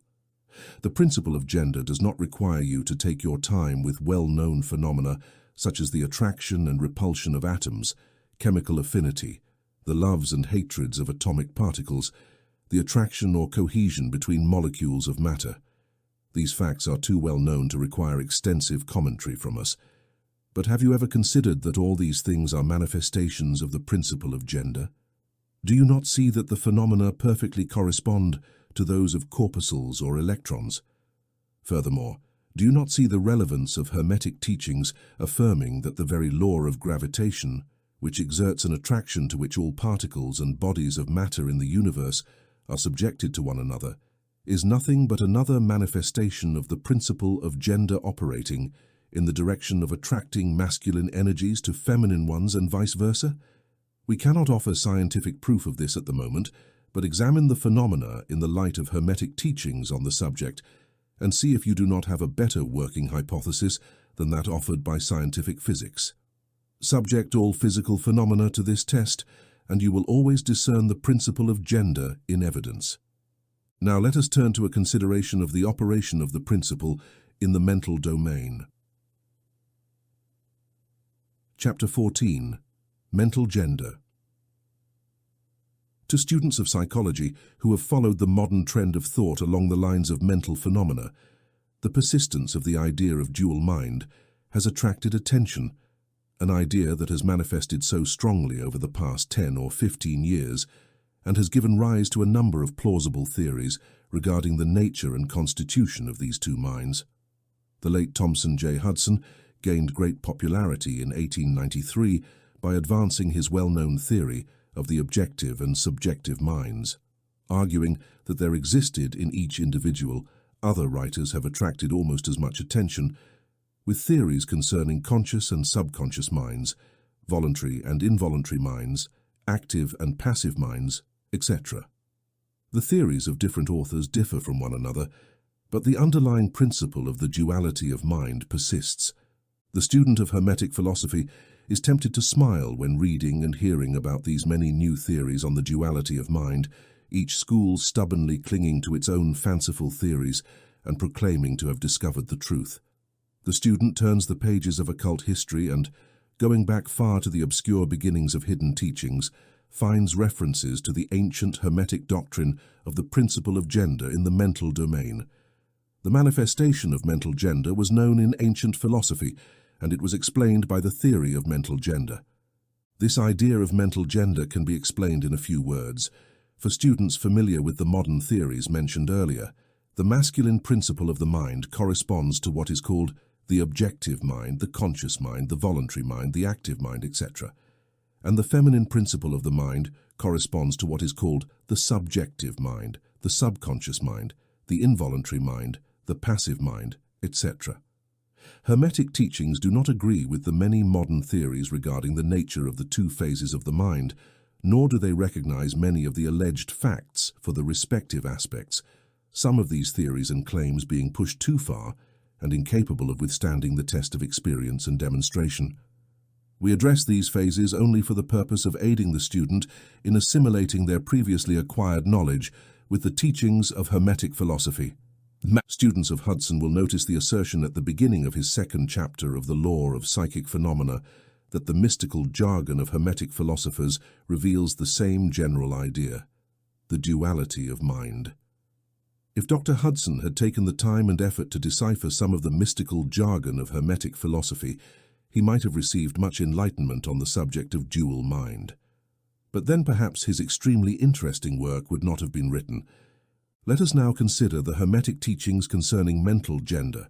Hermetic instructors impart their teaching on this subject by inviting their students to examine the judgment of their conscience regarding their being. Students are encouraged to direct their attention inward, toward the being that dwells within each of them. Each student is led to see that their conscience first gives them a judgment about the existence of their being, the judgment being I am. These words seem to be initially the conclusion of conscience, but a closer and deeper examination reveals that this I am can be separated or fragmented into two distinct parts or aspects, which, although they work together and jointly, can nevertheless be separated in consciousness. While initially there appears to be only one existing being, closer and more thorough examination reveals the fact that there exists a me and an I. These mental twins differ in their characteristics and nature, and a study of their nature as well as the phenomena arising from them will shed much light on problems related to mental influence. Let us begin by considering the me, which is usually confused with the I by the student, until they push their research further into the recesses of consciousness. A man thinks of his being in its aspect of me as being composed of certain feelings, appetites, likes, dislikes, habits, attachments, particular characteristics, etc., all contributing to form his personality or the being known to himself and others. He knows that these emotions and feelings change, arise and disappear, that they are subject to the principle of rhythm and the principle of polarity, leading him from one extreme of feeling to another. He also thinks of the me as being a certain knowledge gathered in his mind, and thus forming a part of himself. This is a man's self, but we have progressed too rapidly. For many men, this can be considered primarily as the consciousness of their body and physical appetites, etc., their awareness being mainly tied to their bodily nature. Some practically live therein. Some men even go so far as to consider their personal garments as part of their self, and indeed seem to regard them as part of themselves. A writer ironically remarked that men were made up of three parts: soul, body, and clothes. Those attached to their clothing lose their personality if stripped by savages in a shipwreck.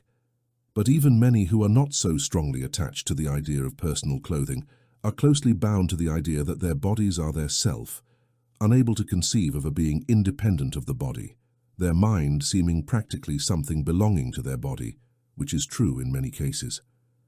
As man ascends in the scale of consciousness, he is able to disentangle his self from his idea of the body, and to regard his body as belonging to the mental part of himself. But even then, he is very prone to wholly identify the self with the mental states, feelings, etc. he feels exist within him. He is very prone to consider these internal states as identical with himself, rather than simply things produced by a part of his mentality and existing in him, of him and through him, but not himself. He realizes that he can change these internal states of feelings by an effort of will and produce a feeling or state of nature exactly opposite in the same manner, and yet the same self exists. So, after a time, he is able to set aside these various vital states, emotions, feelings, habits, qualities, characteristics, and other personal mental belongings. He is able to set them aside in a collection of non-self curiosities and encumbrances, as well as precious possessions. This requires much mental concentration and power of mental analysis on the part of the student, but nevertheless the task is possible for the advanced student, and even those not so advanced can imagine how the process may be accomplished. After performing this process of setting aside, the student finds themselves consciously possessed of a being that can be considered in its dual aspects of I and me. They feel that in me there is something mental where thoughts, ideas, emotions, feelings, and other mental states can be produced. This may be considered the mental matrix, as the ancients called it, capable of generating mental offspring. Consciousness presents itself as a me with latent powers of mental creation and generation of offspring of all kinds and classes. Its powers of creative energy seem enormous, but it appears conscious that it must receive a form of energy from its companion I, or another I, before it can bring forth its mental creations. This consciousness brings the realization of a vast capacity for mental work and creativity, but the student quickly discovers that this is not all they find within their internal consciousness. They discover that there is something mental capable of willing to act through me along certain creative lines, and which is also capable of standing aside and observing mental creation. They are taught to call this part of themselves their I. They are able to rest in their consciousness at will. They do not find there a consciousness of capacity to actively generate and create in the sense of the gradual process accompanying mental operations, but rather a sense and consciousness of capacity to project energy from the I to the me, a process of willing mental creation to occur.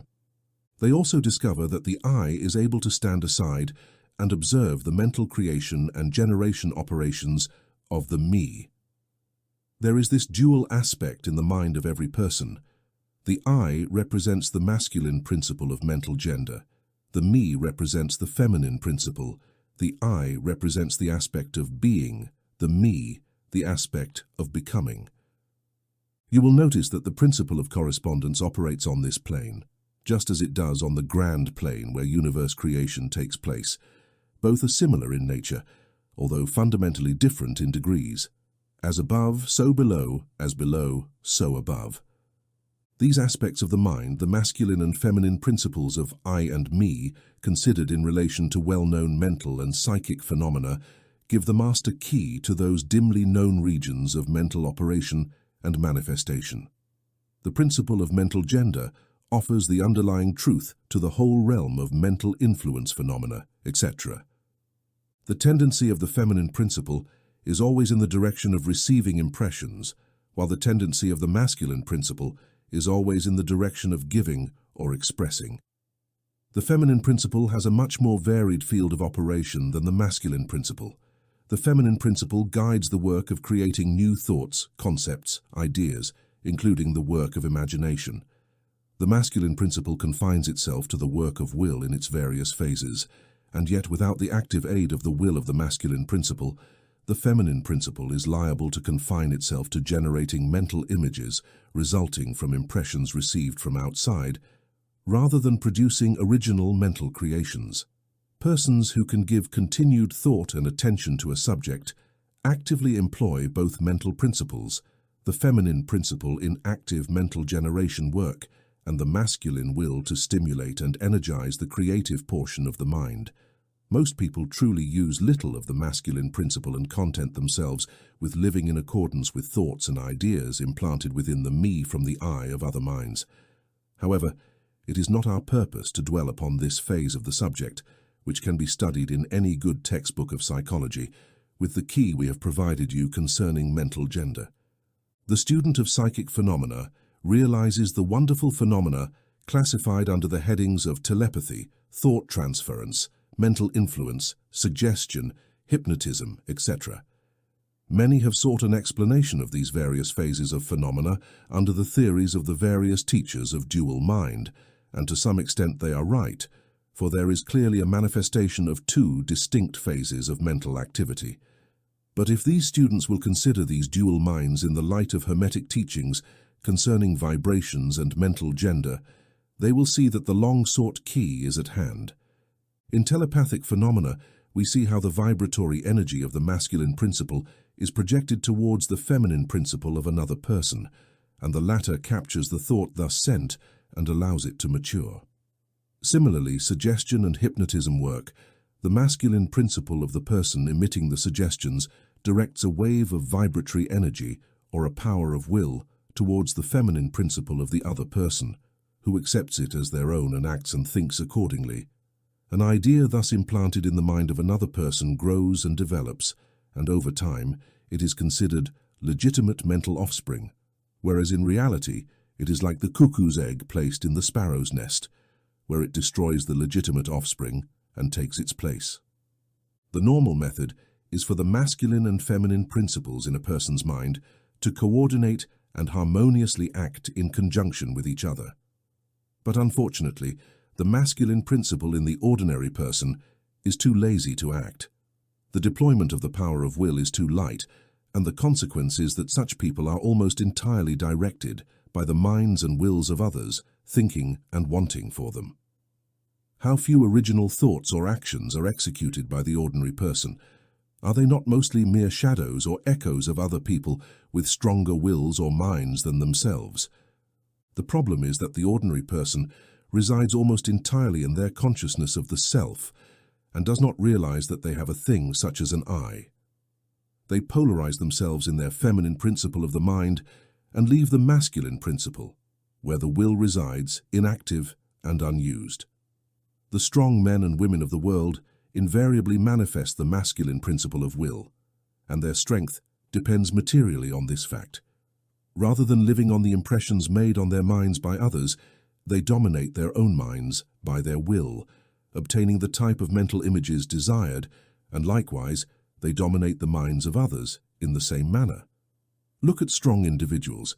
How do they manage to implant their thoughts in the minds of the masses, sowing their thoughts like seeds and skillfully cultivating them to grow and develop in the minds of others? While strong individuals have thoughts in accordance with the desires and wills of others, this is why the masses are like sheep-like creatures, never having their own idea or using their own powers of mental activity. The manifestation of mental gender can be observed all around us in everyday life. Magnetic persons are those who can use the masculine principle to impress their ideas upon others. The actor who makes the audience cry or laugh according to his desires uses this principle, as does the successful speaker, statesman, preacher, writer, or anyone else in the limelight. The particular influence exercised by certain persons over others is due to the manifestation of mental gender along the vibratory lines mentioned above.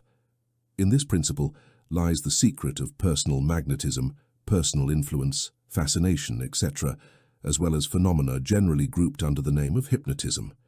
The student who has become familiar with phenomena, generally described as psychic, will have discovered the important role played in these phenomena by this force, which science has called suggestion. Intelligently understanding the various psychic phenomena in which suggestion underlies requires a correct understanding of suggestion, but even more essential is knowledge of vibrations and mental gender. For the student of suggestion, the entire principle of suggestion depends on the principle of mental gender and vibrations. It is customary in the writings and teaching of suggestion to explain that it is the objective or voluntary mind that exercises mental impression or suggestion on the subjective or involuntary mind, but they do not describe the process or give any analogy in nature for us to more easily understand the idea. However, if you want to think about the matter in the light of Hermetic teachings, you will be able to see that the activation of the feminine principle by the vibratory energy of the masculine principle is in accordance with the universal laws of nature, and that the natural world provides countless analogies by which the principle can be understood. In fact, Hermetic teachings show that even the creation of the universe follows the same law, and that in all creative manifestations on the spiritual, mental, and physical planes, this principle of gender is always in action. This manifestation of the masculine and feminine principles, as above, so below, and even more than that, once the principle of mental gender is grasped and understood, the various phenomena of psychology become capable of being classified and intelligently studied, instead of being largely in the dark. The principle works in practice because it is based on the immutable universal laws of life. We will not enter into a detailed discussion or description of the various phenomena of mental influence or psychic activity. There are many books, many of them quite good, that have been written and published on this subject in recent years. The main facts established in these various works are correct, although different authors have attempted to explain the phenomena by multiple and fanciful theories of their own. The student can familiarize themselves with these subjects, and by using the theory of mental gender, will be able to bring order to the chaos of conflicting theories and teachings, and even quickly become a master of the subject if inclined to do so. The purpose of this work is not to give a detailed account of psychic phenomena, but rather to provide the student with the master key that will enable them to open the many doors leading to the portals of the temple of knowledge they may wish to explore. We believe that by considering the teachings of the Kybalion, one can find an explanation that will serve to clarify many perplexing difficulties, a key that will open many doors. What interest is there in going into detail regarding the many aspects of psychic phenomena and mental science, assuming that we put into the hands of the student the means to become fully acquainted with any phase of the subject that may interest them? With the aid of the Kybalion, one can traverse any occult library, thus reviving the old light of Egypt, many dark pages and obscure subjects. Such is the purpose of this book. We do not come to expound a new philosophy, but rather to provide the outlines of an ancient teaching that will illumine the teachings of others, which will serve as a great reconciler between different theories and opposing doctrines. Chapter 15. Hermetic Axioms. Possession of knowledge, unless accompanied by a manifestation and explanation in action, is like the accumulation of precious metals, a vain and foolish thing. Knowledge, like wealth, is meant to be used. The law of use is universal, and he who violates it suffers because of his conflict with natural forces. Hermetic teachings, although they have always been safely kept in the minds of lucky holders for reasons we have already established, were never intended to be simply stored and kept secret. The law of use is considered in the teachings, as you can see from the above note from the Kybalion, which establishes it as a force. Knowledge without use and expression is a vain thing that benefits neither its holder nor the race. Be careful not to be mentally miserly and express in action what you have learned. Study the axioms and aphorisms, but also apply them. We present below some of the most important Hermetic axioms from the Kybalion, with some added comments to each of them. Accept them and practice them, for they are truly yours only if you have used them to change your mood or mental state, changing your vibration. With the Kybalion, one can change their mental vibrations through an effort of will, deliberately directing attention towards a more desirable state. Will directs attention, and attention changes vibration. Cultivate the art of attention through will, and you will have solved the secret of mastering moods and mental states. To destroy an undesirable frequency of mental vibration, implement the principle of polarity and focus on the opposite pole to the one you wish to suppress, changing the undesirable by changing its polarity. The Kybalion. This Hermetic formula is one of the most important, based on true scientific principles. We have shown you that a mental state and its opposite are only two poles of the same thing, and that through mental transmutation, polarity can be reversed. This principle is known to modern psychologists, who apply it to breaking unwanted habits by instructing their students to focus on the opposite quality. If you are plagued by fear, do not waste time trying to kill fear, but rather cultivate the quality of courage, and fear will disappear. Some writers have expressed this idea very strongly, using the illustration of the dark room. You do not have to sweep or drive away the darkness, but simply by opening the shutters and letting in the light, darkness is gone. To kill a negative quality, focus on the positive pole of that same quality, and vibrations will gradually change from negative to positive until you are finally polarized on the positive pole instead of the negative. The reverse is also true, as many have discovered to their dismay when they allowed themselves to vibrate too consistently at the negative pole of things. By changing your polarity, you can master your moods, change your mental states, reshape your disposition, and build your character. Much of the mental mastery of advanced Hermetists is attributable to the application of polarity, one of the important aspects of mental transmutation. Remember the magnetic action previously mentioned, which says that the mind, just like metals and elements, can be transmuted from one state to another, from one degree to another, from one condition to another, from one pole to another, from one vibration to another. The Kybalion. Mastery of polarization is mastery of the fundamental principles of mental transmutation or mental alchemy, for unless one acquires the art of changing one's own polarity, one will be unable to influence one's environment. An understanding of this principle empowers one to change one's own polarity as well as that of others. If one is willing to devote the time, care, study, and practice necessary to master this art, the principle is true, but the results obtained depend on the patience and persistent practice of the student. Rhythm can be neutralized by applying the art of polarization, the Kybalion. As we explained in the previous chapters, Hermetists maintain that the principle of rhythm manifests on the mental plane as well as on the physical plane, and that the bewildering succession of moods, feelings, emotions, and other mental states is the result of the swinging back and forth of the mental pendulum, taking us from one extreme of feeling to the other. Hermetists also teach that the law of neutralization allows to a great extent to overcome the operation of rhythm in consciousness. As we explained, there is a higher plane of consciousness as well as the ordinary lower plane, and the master who mentally rises to the higher plane causes the oscillation of the mental pendulum on the lower plane to cease, and by receiving on his higher plane, he escapes the consciousness of the backward swing. This is done by polarizing in the higher self, and thereby raising the mental vibrations of the ego above those of the ordinary plane of consciousness, similar to rising above something and allowing it to pass below. The advanced Hermetist polarizes at the positive pole of his being, the I am pole, rather than at the pole of personality, and by refusing and denying the operation of rhythm, he rises above his plane of consciousness, and by firmly affirming his being, he allows the pendulum to swing backward on the lower plane without changing its polarity. This is accomplished by all individuals who have attained a certain degree of self-mastery, whether they understand the law or not.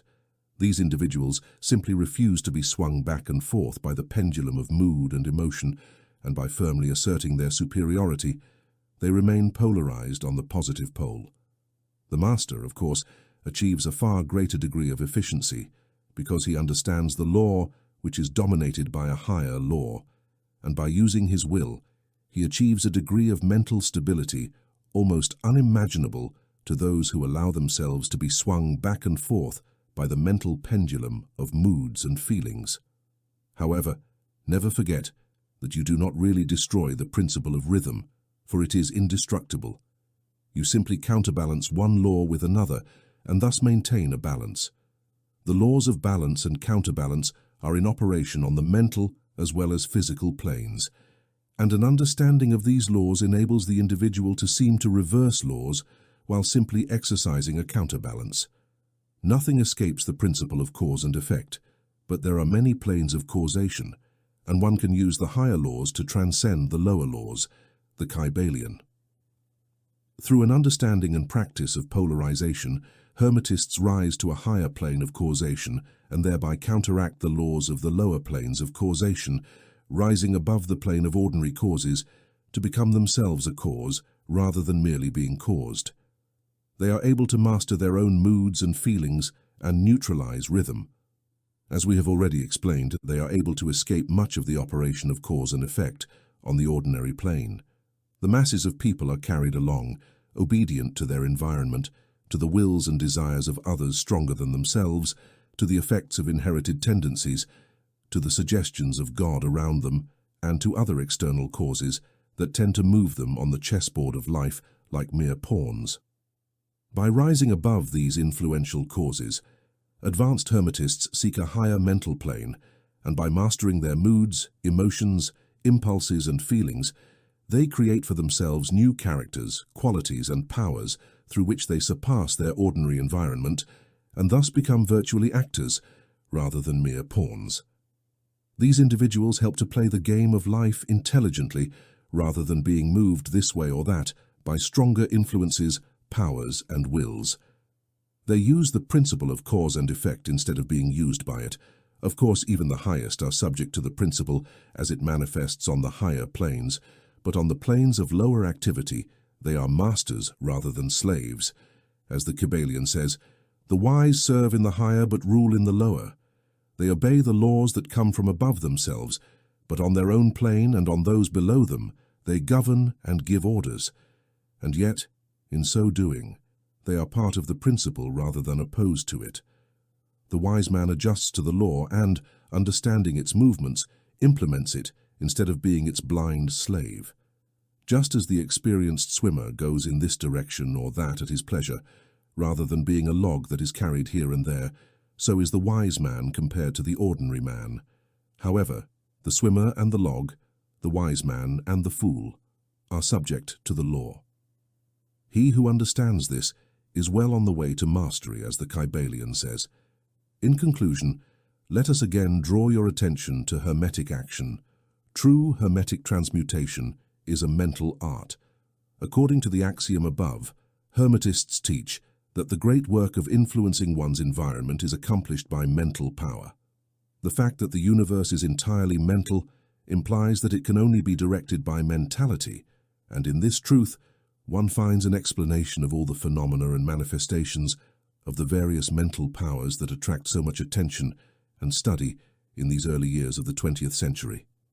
Behind and beneath the teachings of the various cults and schools, the principle of the mental substance of the universe always remains constant. If the universe is mental in its substantial nature, then mental transmutation must therefore change the conditions and phenomena of the universe. If the universe is mental, then mind must be the highest power affecting its phenomena. If this is understood, then all so-called miracles and wonders are simply seen for what they are. Everything is mind. The universe is mental.